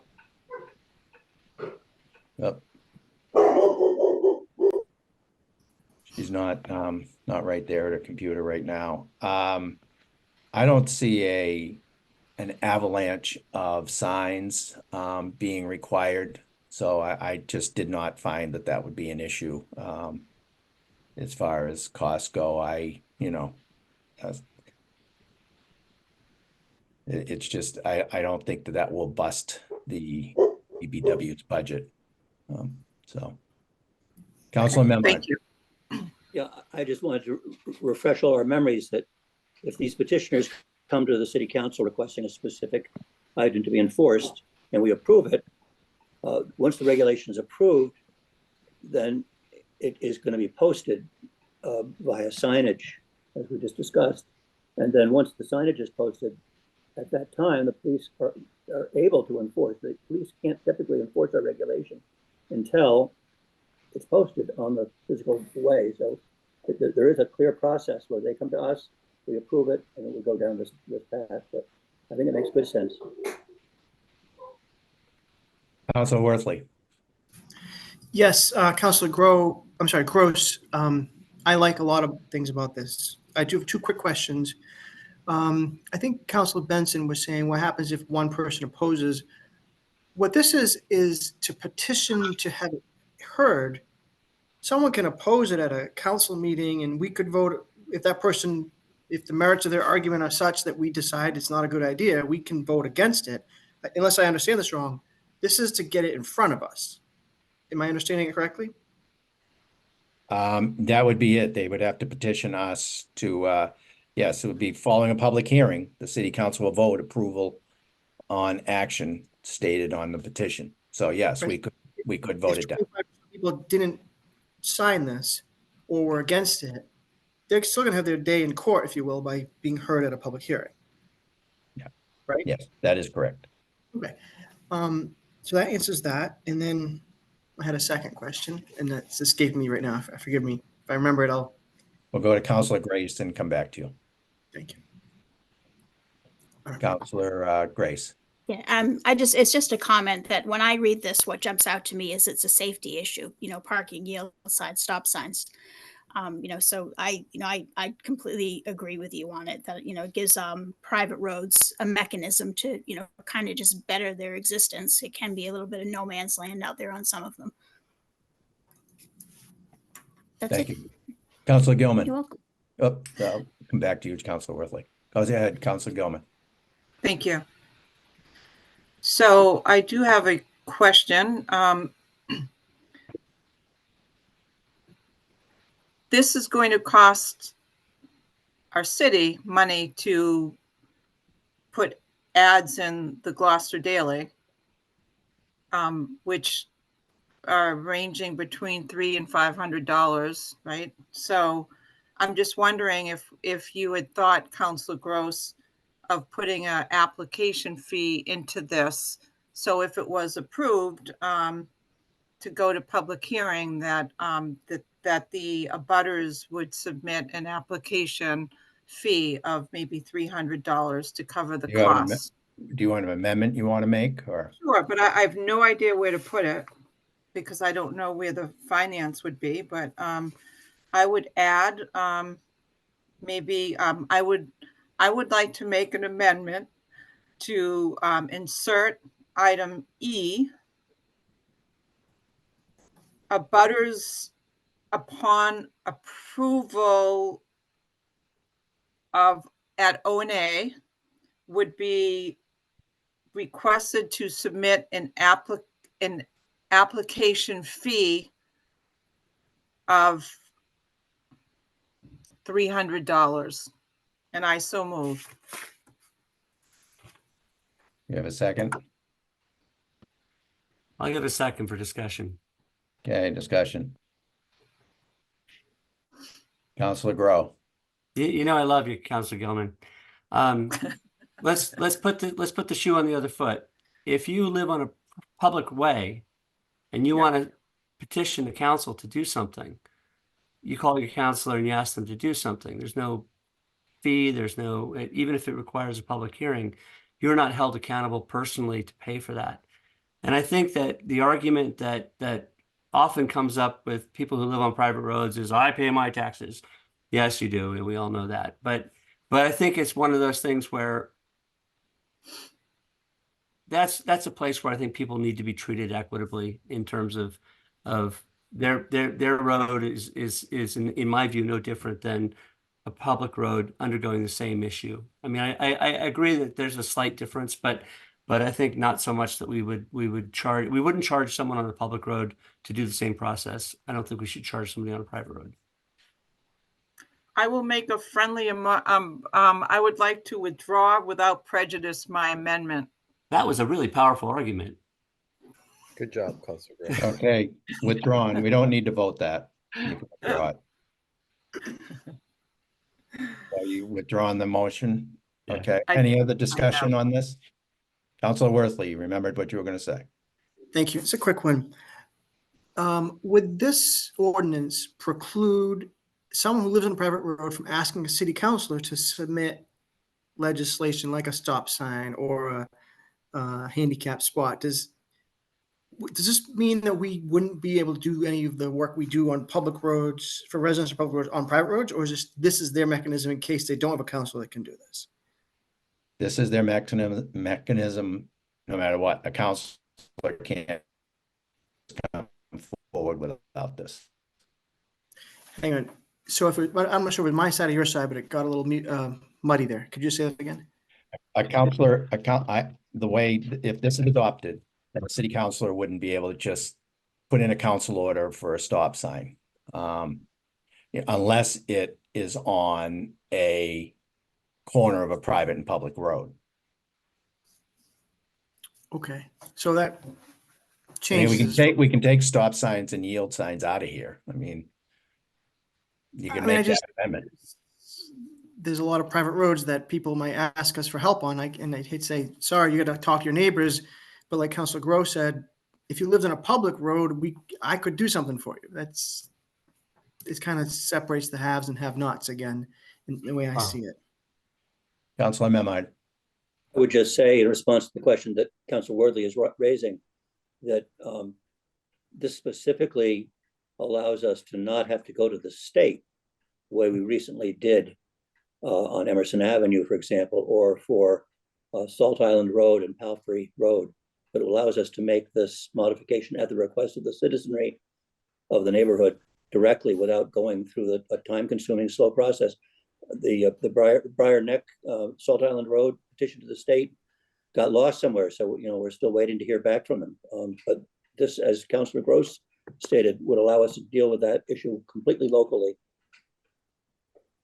I just don't see, Council President, I don't see how this also precludes councilors from putting in council orders on private roads. I understand that is what your intention is, but how does that take our responsibility or rights away from doing that? Because we don't have the right to legislate private property as far as without the property owner's permission. We So- do, and we prove that, and you found the documentation. Yeah, that's it, right. I found it, and that's what this says. It says this. It doesn't. No, Yes. what you found proved that we have the same jurisdiction on private roads we do public roads. Only by petition. It If says we it right accept in. Go read the law. It says it right in here. Chapter 90, section 18 says that the owners can petition the city council. Can petition, not must. Can we call either a 60-second recess so we can look this up? I'm ready to move on it. I mean, you're obviously not comfortable with it. It was until we discovered that, so. I mean, we've had this discussion, we've gone around in circles and circles, particularly about parking. You have one view of the law, I have a totally different view of the law, and this is what I came up with. You have an attorney, and we can ask the question very quickly. We just need to I'd like to pause for a second and get the question asked, because you presented that to me months ago. We looked at it together, and I thought you said, wow, you're right. It does mean we can have the authority to regulate traffic and parking on private roads. So that's how I read it. And if we could just ask Suzanne Only Megan if we are petitioned. it's worth asking. I'm compelled. Councilor Egan, could you please weigh in on this? Yes, you're correct. Chapter 90 does require a petition of the owners of the private road in order for the city council to have authority to make rules and regulations that are enforceable. Thank you. Councilor Groh. I just want to point out that this is one of those situations, I think, where we're beginning to find that just because what was done at one point in history doesn't mean that it was the correct way of doing things, and that we're probably doing a service to the community by cleaning up and articulating legislation. So there's no lack of clarity about what is and is not the proper way of doing things. I think that it's very possible that we've operated under the assumption that city councilors can just put in orders and requests on any given thing and they'll be acted upon. But I think what Councilor Gross is doing is saying, no, actually, there's a law that deals with this, and we have to follow the law, and here's how we're going to follow the law, and here's the process. And I think that's a good thing to continue to do. I think the more frequently that we're able to clean up and clarify our laws and make them understandable, we should be doing that as much as possible.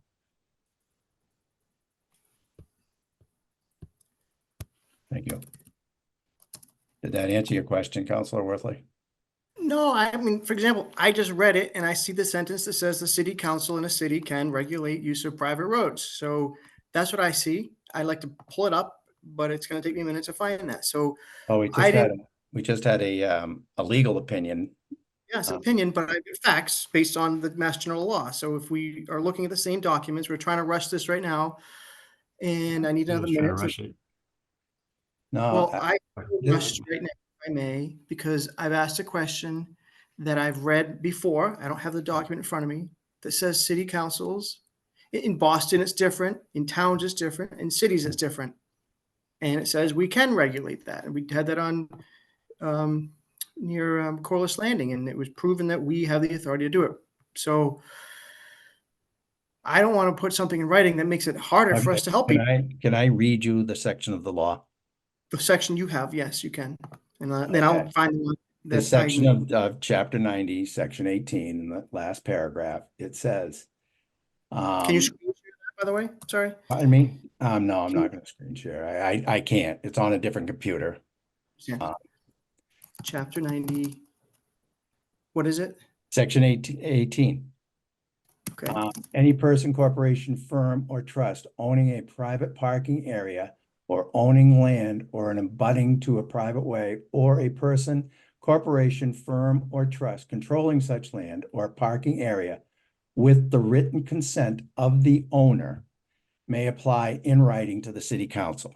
Written consent of the owner. So this is the vehicle to get written consent from the owners. Councilor Gross, with all due respect, that says they may petition.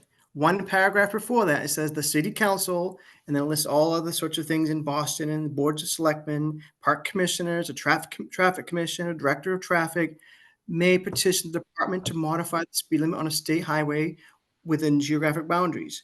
Right. Public ways. I'd call the question. Yeah. Public ways. Well, I have a couple of things that we're not going to do this right. I'm going to call it 211C. Okay, you want to call a question? You want to rush it? Fine. I have Call it to 11C. No problem. 211C. We'll be here in 2 weeks. Thank you. Thank you. Because it's very clear to me what it is, but that's okay. Then I will do the research and Madam make sure Clerk, that. If 211 is called, we can't talk about it. Madam Clerk, next order of business. Excuse me. Next order of business is public hearing 2024-001, Council Order 2023-040 to amend Code of Ordinances, Chapter 21, Street Sidewalks and Other Public Places, Article 3, Excavations, Section 21-55, Permit Required. And we will open the public hearing. Is there anyone speaking in favor? Anyone speaking in opposition? Madam Clerk, do we have any communications? There are no communications on this matter. All right, there's nobody to question from councilors, so we will close the public hearing. And Councilor Majorita, can we have the committee report? Okay, committee recommendation and a motion by Councilor Majota, second by Councilor Nolan. The ordinance and administration committee voted by roll call 3 in favor, 0 opposed to recommend that the city council amend the Gloucester Code of Ordinances, Chapter 21, Street, Sidewalks, and Other Public Places, Article 3, Excavations, Section 21 through 55, Permit Required as follows. Adding A, no person shall open a permanently constructed street, sidewalk, or public way for any purpose whatsoever without first obtaining a permit. Adding to do so from the Department of Public Works. The process for obtaining such permit shall be governed by procedural rules adopted by the Department of Public Works. These rules shall be subject to the provisions of City Charter, Section 7 through 16B. Adding B, from June 1st to September 1st of each year, no road permits shall be issued except in any emergency or for critical maintenance as determined by the Director of Public Works for the following streets. 1, East Main Street. 2, Eastern Ave. 3, Main Street. 4, Rogers Street. 5, Washington Street, Grant Circle to Main Street. 6, Western Ave, Washington Street to Centennial Ave. And I so move. Second. Motion's been made by Councilor Majorita, seconded by Councilor Grow. Discussion. Councilor Gilman. Thank you, Council President. I'd like to amend September 1st to September 15th, and I so move. We have a second. Second. I just want to know Put why. out chapter at once. So on the motion, Council President. Amendment made by Councilor Gilman, seconded by Councilor Majorita. Thank you. Go ahead on the amendment, Councilor So Gilman. on the amendment, having spent a lot of time with the businesses on Main Street. The construction on Main Street in particular is just devastating for their businesses. And I just think the middle of September, because September is such a hot month for tourists to come here, it just seems like it would be a little bit more friendly to the small businesses that are really struggling to make ends meet. So I think that that one change would could make them a little bit happier right now. And I think they're looking forward to this, Councilor Gross. They've been talking about your ordinance, and I just think that it's a little bit more empathetic towards our small businesses. So that's on my amendment. Question on the amendment. Seeing none, call the roll, please, Madam Clerk. Council Gross, Yes. Council Grow, Yes. Council Majota, Yes. Council Memhard, Got you muted. Aye. Council Worthley, Yes. Council Benson, Aye. Council Gilman, Aye. and Council Grace. Aye. The amendment passes 8 in favor, 0 opposed, 1 absent. Okay, back to the main motion. Any discussion? Councilor Grow. I have a little bit of questions. I totally understand why this is being put forward, and it's largely because we have, you know, a lot of utility work and stuff that goes on in the summertime because that's when it's convenient for National Grid or other utilities to do their work. I would worry about what might happen to other kinds of buildings that might have to open up the road for a day or two to connect to sewer and utility systems. If we have a construction, say the library, well, I guess the library wouldn't be that, but you had a construction going on on downtown on Main Street, and they're in the middle of construction. Would they have to stop until September 15th in order to continue their work, or would they be able to get an exception from the DPW director to move forward on their project? Because this could cause some fairly significant costs in terms of project costs and whether or not there's any room for exceptions. I mean, we just don't want to see Main Street and all these streets opened up like they have been, you know, for major arterial work. But at the same time, we also risk putting other projects in jeopardy. So I'm curious what the thought is there. You want me to answer? Yeah, I do. Well, a couple of things. These construction projects will know what their time frame is and can schedule accordingly, which they need to do. So that's, you know, they will have due notice. And the other thing is that if the DPW director deems that it's a necessary thing, he can then, you know, overrule this. Okay. So I don't think there's any danger of that, particularly, you know, large projects, they schedule everything out and, you know, they know if they need to hook up, all right, we got to wait, you know, or we got to do it before, we got to, you know, stub in before June 1st, or we got to wait till after September 15th. All right, that's fair. I think the way the weather patterns are changing, we're going to have year-round construction anyway pretty soon. And another big issue with this, and the reason for the time frame is that we have a short, I guess it's probably lengthening, but asphalt season, you know, paving season. I appreciate that answer. Places Thank shut you. down. Councilor Benson. You're muted, Councilor. Yes, I realize that. I'd like to make an amendment to B by changing June 1 to the last Friday in May.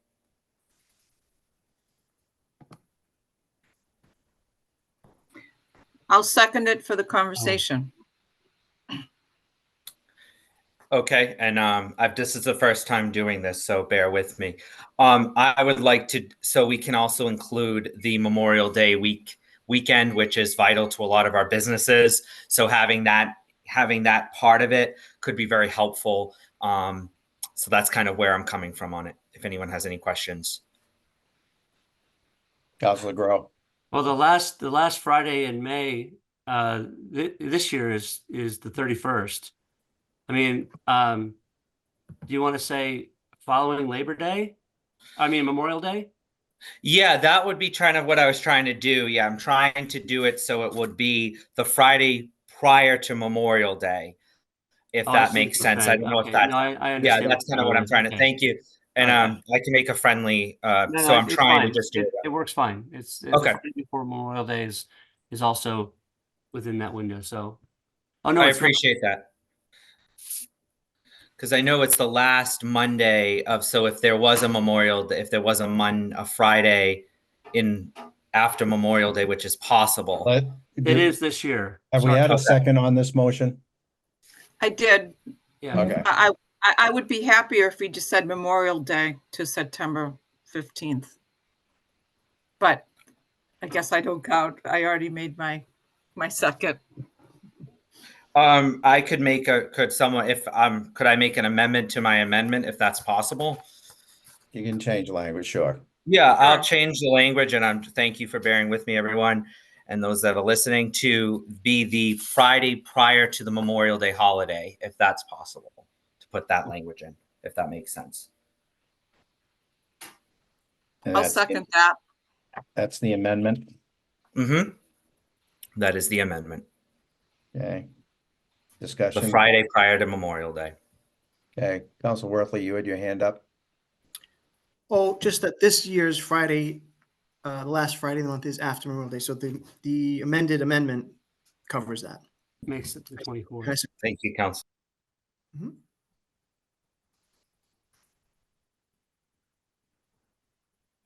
Okay.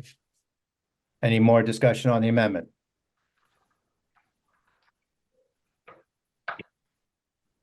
Okay, all those in favor on the amendment, would you No. like to call the roll, please? Yeah. Sorry, can't say all those in favor. Be nice, but Okay. Counselor Gross, aye. Counselor Grow, No. Counselor Majota, Yes. Counselor Memhard, Aye. Counselor Worthley, Aye. Counselor Benson, Aye. Counselor Gilman, Aye. and Counselor Grace. Aye.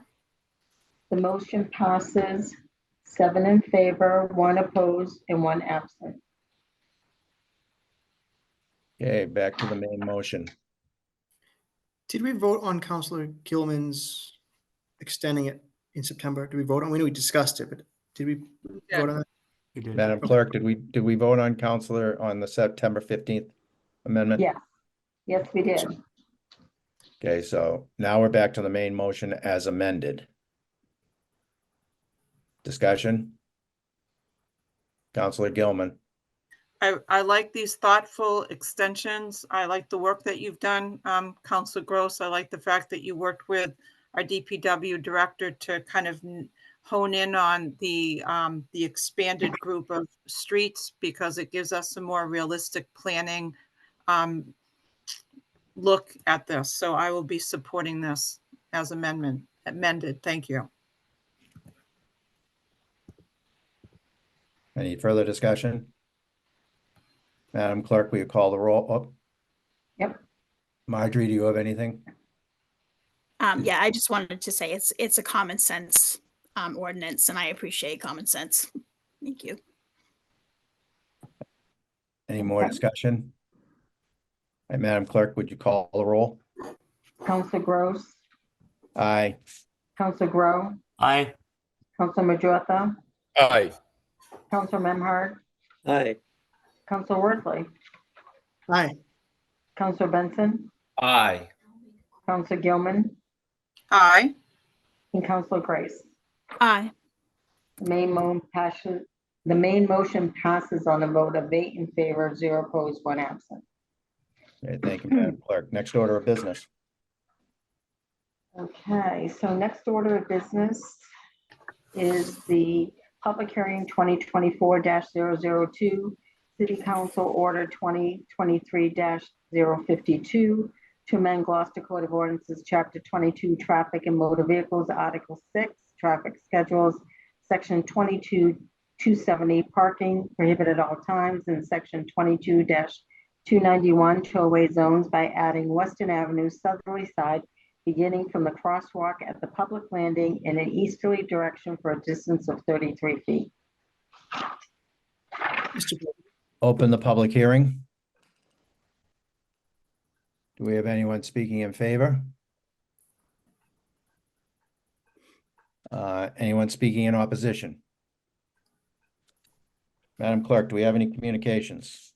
There are no communications on this matter. Again, there's no one to question from the counselors, so I will close the public hearing at this time and accept a committee report. Again, Councilor Majota. Make sure I got the right one. Motion on, yeah, hold on, sorry. Motion, on a motion by Councilor Majota, second by Councilor Norman, the Ordinance and Administration Committee voted by roll call, 3 in favor, 0 opposed, to recommend that the City Council amend the Gloucester Code of Ordinance, Chapter 22, Traffic and Motor Vehicles, Article 4, Traffic Schedule, Section 22 through 270, Parking Prohibited at all times, and 22-291, Tollway Zones, by adding Western Ave southerly side, beginning from the crosswalk at the public landing in an easterly direction for a distance of 33 feet. And I so move. second. Okay, discussion. This is put forward by Councilor Worthley and Councilor Majota. Councilor Worthley. Yes, actually, it was Councilor Majota. Did you sign on this with me? Is that correct? I did an O&A vote in favor of this. Right, thank you. So this petition it was a suggestion that came from a couple of constituents that live on Western Ave. They actually approached Councilor Grace during the late fall, and where she wasn't on the council yet, I checked in with Councilor Majota and we discussed submitting this together. It was referred to the Traffic Commission. They gave a unanimous vote, and it was sent to the Ordinance Administration Committee that gave it a unanimous vote as well. This is the spot, and I did have drawings for this at the O&A meeting, or at the Traffic Commission meeting. I'm sorry it's not here. But this is the spot if you're parking at the boulevard near where the porta potties are, coming out and the tavern's on your right, and you're looking left. There's a parking spot right there. There's no parking before, there's no parking afterwards, and it's mainly being used by commercial vehicles who are parking there for 4 days at a time, then they move their car for 1 day, so it's not considered abandoned. This improves safety, lines of sight for pedestrians, and it improves just the consistency with the challenge of the traffic in that area. So I had put forward a suggestion of maybe a 2-hour parking, and the Traffic Commission said from a safety standpoint, they felt very strongly that this one should be removed. That's why I put it forward. Thank you. Councilor Gilman. I have a question for Council Worthley and Council Majota. Because I do the Mutt-Mitt container fillings right there, and I'm there a lot. My recollection is that spot has a fixed vendor sign at that spot. Am I incorrect? Am I thinking of the wrong spot? Correct me. Yeah. So if you're in a car leaving that little where the Moby Duck used to drive down to the beach, yep. There's a bench there. There's a picnic bench there, cement one. If you're coming out, you look to the left, that's where the vendor spot is. But to the right, yep. There is a no parking, then a parking, and then no parking. And they often put a big truck right there. So it's not the vendor spot on the left side as you're coming out of that intersection. Okay, great. I completely understand. Thank you for the clarification. Happy to help. Councilor Majota. With Councilor Worthley, I did get a lot of phone calls when I was Ward 3 councilor, and I did get a lot of emails regarding this, and I'm happy to get it forward. I think that the residents there, sort of feel that this is a safety issue, and that will help the area and just not have these commercial vehicles parked like Councilor Worthy said, for 4 days and then moving them back. Or just clean up the area. That's Any it. more discussion?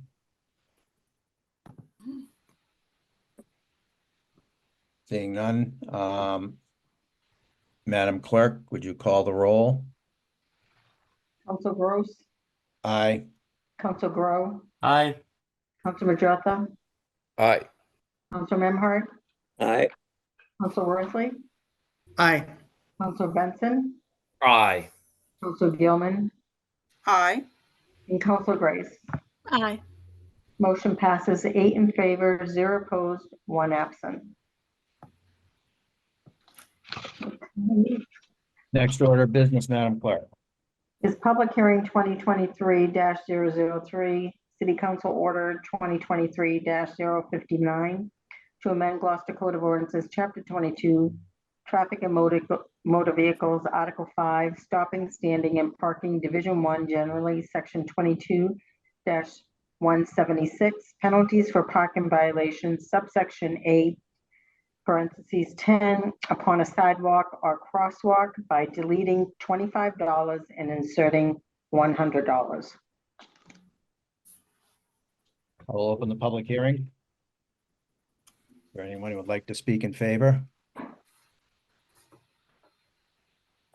Seeing none, is there anyone like to speak in opposition?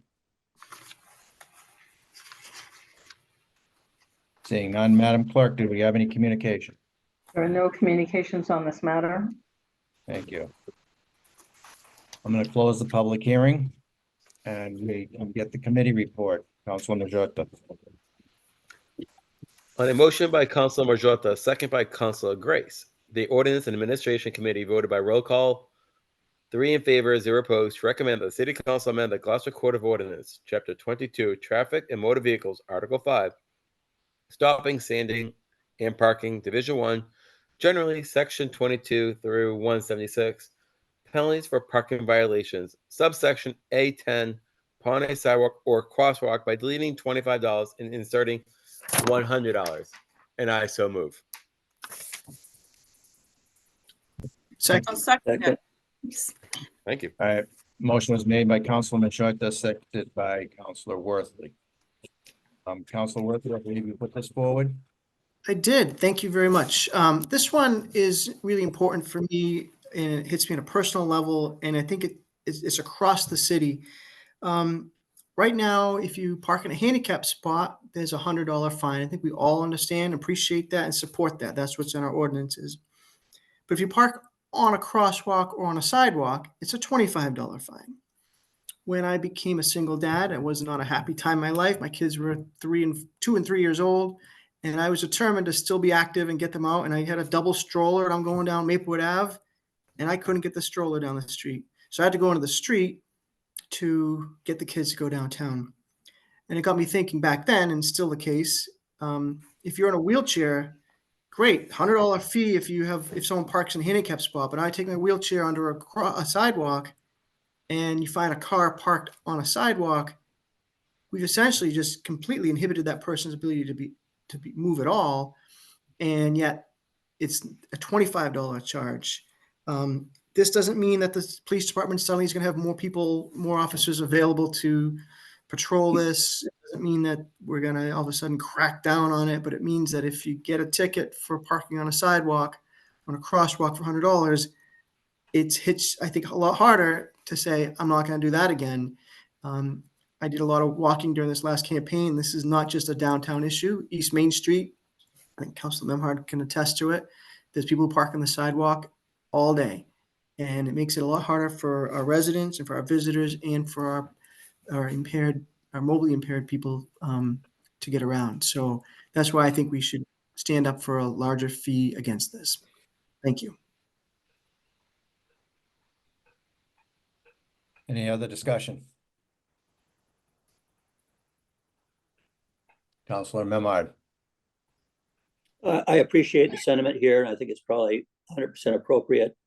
However, it does focus on the shortage of available parking throughout the city. Again, I think it's something that should be enforced with a hefty penalty, but Councilor Worthley mentioned East Main Street. People park on the sidewalk all down the length of East Main Street, right up to the Gloucester Stage Company. The road is not wide enough with two-way traffic to support them hanging out into the road. So they pull up over the curb onto the sidewalk, which necessitates them being in the public right of way and obstructing a stroller or a wheelchair or pedestrians trying to walk on the sidewalk, not walking in the road. So I'm going to support this because I think it's appropriate, but it just puts more pressure on other parking alternatives that we can provide and need to provide for people, because if you're on East Main Street, you're going to a restaurant or you're trying to access the water sheet where your boat is, there's a great limitation in East Gloucester for on-street parking in a public area, right down Rocky Neck and the rest of it. But I will support this. Thank you. Councilor Grow. I want to address the issue of East Main Street because that is particularly a dicey one. And I appreciate Councilor Worthley's experience with the double stroller, having had twins. What we are not doing, though, is we're not going to restrict parking on East Main Street. It's just going to be the fact that there's going to be a car pretty much fully in the lane now, as opposed to being up on the curb. It's going to slow traffic down on East Main Street for sure. That might be considered a positive. I think the big issue I have is enforcement. I mean, I think that we, if we're not writing tickets, we're not solving the problem. And I at first I was a little apprehensive about $100 fee, but then I realized it's probably appropriate to make it sting. But it's only going to sting if we get police and the traffic enforcement officers out writing tickets on a regular basis and letting it really sink into people that we can't be parking on the sidewalks and we can't be parking in crosswalks. Just point of curiosity, because I don't know it offhand. Does this also include the space between a crosswalk and the 10 feet or 20 feet that's required to be clear? Is that also incorporated in that $100? Are you asking that of me? Yeah. Okay. Or anybody who can answer it. So as I understand it, and I don't have it memorized, but there's a code on well, they don't use tickets anymore, but the police department and the parking enforcement officer has a code, and that code would now have a different price associated with it. And I'm going to check real quickly to see if it's crosswalks, it's sidewalks and crosswalks, and I can find out quickly if it includes the 10 feet or so before a sidewalk in 30 seconds. 42. Hey.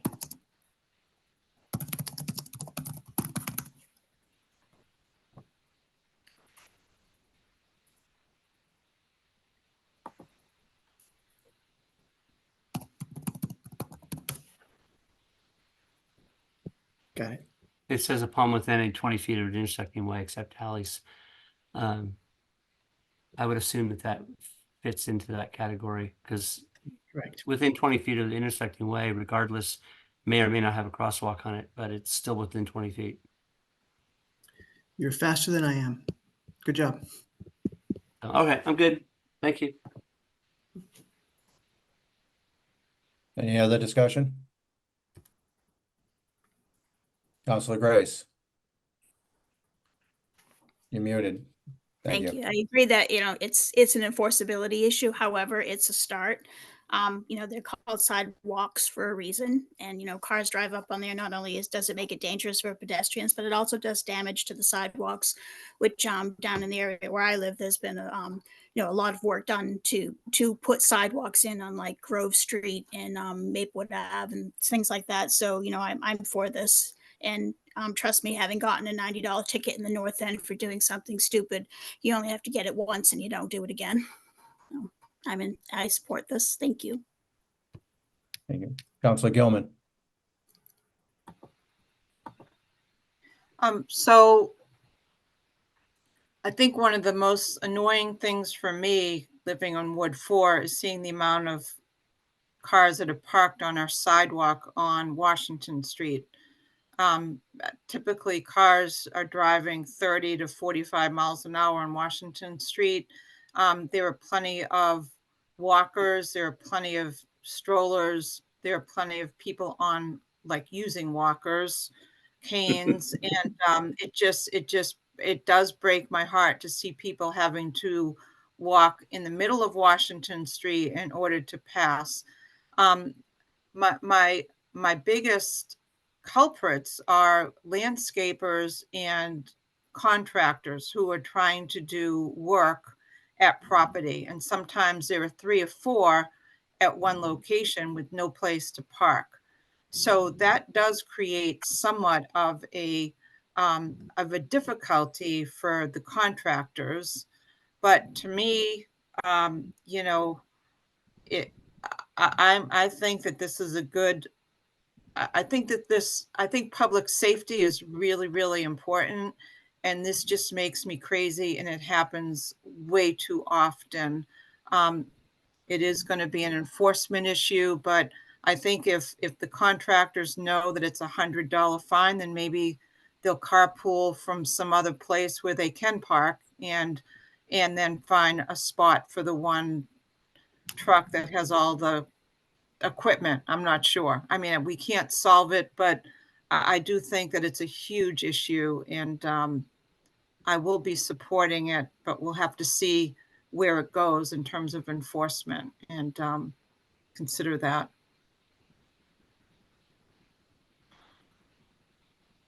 Thank you. Thank you. Any other discussion? Madam Clerk, would you call the roll, please? Council Gross, Aye. Council Grow, Aye. Council Majota, Aye. Council Memhard, Aye. Council Worthley, Aye, and thank you. Council Benson. Councilor Benson, you're muted. I think he's frozen. Oh.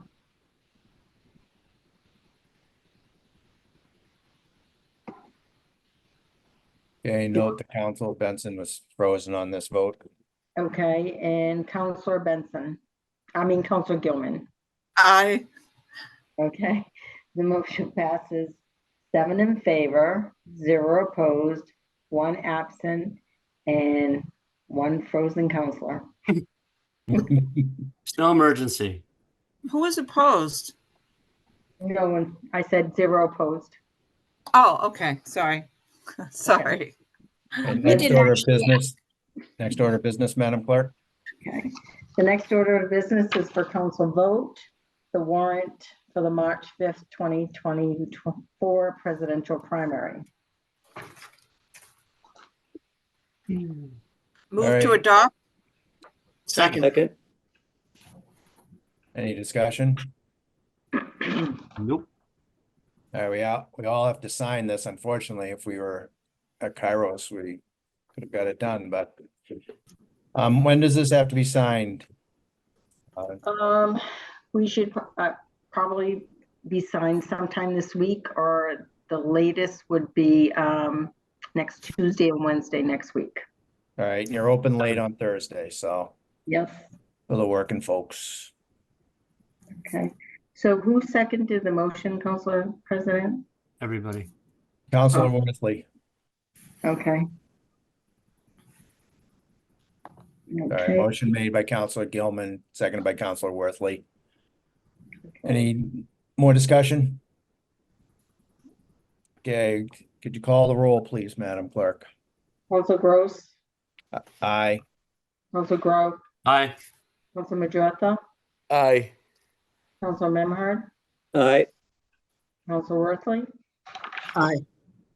Councilor Benson. Frozen. Okay, Councilor Gilman Aye. and Council Grace. aye. Okay, so 7 in favor, 0 opposed, 1 absent, and 1 with technical difficulties. He's thinking really hard, Dylan is. He is Okay. thinking hard. Okay, The I next, sent him a note. okay, the next order is for council vote, the adoption of special speed regulation number 7967 from Mass DOT regarding Emerson Avenue to reduce the speed to 20 miles per hour and Woodman Street to reduce the speed to 15 miles per hour. Move the adoption. Second. Second. A motion made by Counselor Gross, seconded by Counselor Majota. Is that correct? Sure. Or member. I think you got a hair's breadth ahead of you, Jeff. It's all good. Just trying to be efficient. So discussion on this? Seeing no discussion, please call the roll, Madam Clerk. Counselor Gross, Aye. Counselor Grow, Aye. Counselor Majota, Aye. Counselor Memhard, Aye. Counselor Nolan. Oh, I'm sorry, he's absent. Counselor Worthley, Yes. Counselor Benson.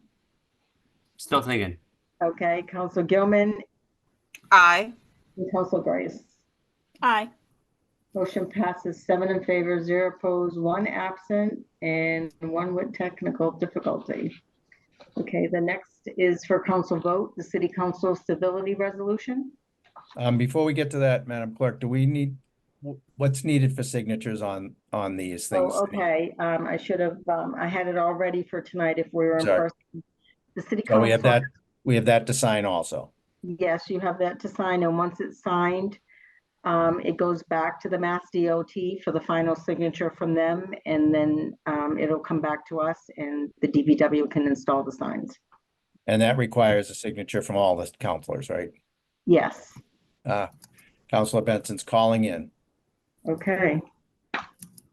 There he is. Okay, so next order of business. It was the city council civility resolution for council vote. Move to adopt. Second. Motion made by Counselor Gross, seconded by Counselor Majota. Is that correct? Or Counselor Memard? Whoever. Counselor which one? Memhard. Memard. Okay. One of the M's. Yep. Seconded by Counselor Memard. Yeah, okay. Discussion on this. Do my best. Okay, seeing no discussion, can you call the roll, Madam Clerk? Council Gross, Aye. Council Grow, Aye. Council Majota, Yes. Council Memhard, Aye. Councilor Worthley, Yes. Councilor Benson, Aye. Councilor Gilman, Aye. and Councilor Grace. Aye. Motion passes 8 in favor, 0 opposed, and 1 absent. Next order of business, Madam Clerk. Is councilor's request to the mayor. Counselor's request to the mayor. We fell back into a, all right, so starting with me, I don't have any requests to the mayor right now, so. Moving on to Counselor Grow. Only that we obviously we passed the acceptance of the ordinances in the Mass General Law. Then we're looking forward to the administration's take on the actual implementation of the tax Tax credit. volunteer program. So that would be it, and I'll wait for the next round for the second one. Okay, Counselor Majota. I will follow up with the mayor regarding a dead end sign that I requested for a few residents. Just wanted to mention that the Open Door is now doing meals. Sorry, we've always been doing meals, but the meal program has started in-house. So starting at 4 p.m., people can go there to grab a salad. And then from 4:30 to 5:30, we'll be serving hot meals. It's just a great way for members of the community who are in need of a meal to be able to get a hot, fresh meal. So yes, starting at 4 o'clock, you'll be able to attend and starting at 4 p.m. Thank you. Monday through Friday, just to make sure that's clear. And no holidays. And no holidays and no snow days like today. Counselor Memard. I've been in touch with the mayor's office in regards to a couple of items recently. I think you're all aware of the confusion that seemed to be occurring about parking at the East Gloucester, the East Veterans Elementary School during snow emergencies, and Mayor Berga has clarified that there is no parking there during snow emergencies as a result of unfortunate planning, I guess, that designed a parking lot that doesn't really readily allow snow to be removed. So that's the reason. It's unfortunate, and I'll be working with him to try and find alternative places for off-street parking during snow emergencies for folks in that ward.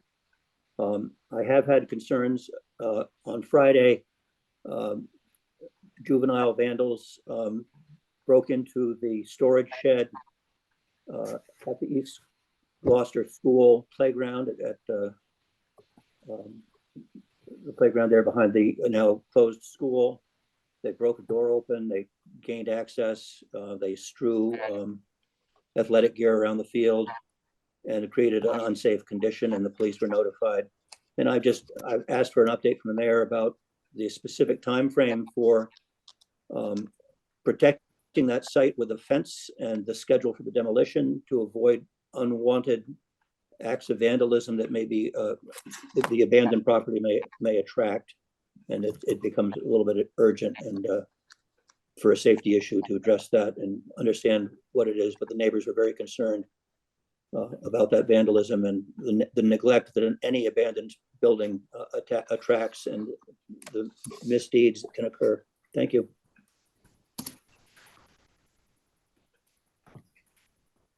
Councilor Nolan's not here. Councilor Worthley. Yes, thank you. On Thursday, there is a ribbon cutting at 2 p.m. It's in Tono, but it's for a friend of mine who's reopening her studio above Tono. She is a cancer survivor and eager to get back to work. So 2 p.m. on Thursday. And then also he's not here, but Councilor Benson and I worked together with the mayor's office on getting a stop sign replaced. It seems like a small thing, but if the stop sign is already on the books for being a stop sign, a stop intersection, then you don't need to submit a council order, which is what we thought we could do. And the intersection of Hancock and Main, it comes down the hill and up the hill, but when you come up the hill, Larson's used to be on your right. There was no stop sign there. And I had a friend who called me. He got in an argument with someone who ran the stop sign, almost ran him and his daughter over, and he called, and I said, let's see what we can do. And it turns out, once we realized it was just a request the mayor, we put that in on a Thursday late. Friday morning, the sign was up. So thank you, Mayor Berger and Chief Deputy Director Hale and Councilor Benson for working with me on that. That's all. Councilor Gilman. I have nothing to Oh, no, report. sorry. It was Councilor Benson's turn. I'm sorry. Sorry, my laptop, I had to charge it, so I apologize for leaving for a few moments. But just one thing, I concur with Councilor Worthley, and thank you for bringing that to my attention and your due diligence there. My thing that I will be bringing to the mayor, and I already have, is kind of getting updates about the Green Street Park and specifically access to the playground. So that's pretty much it.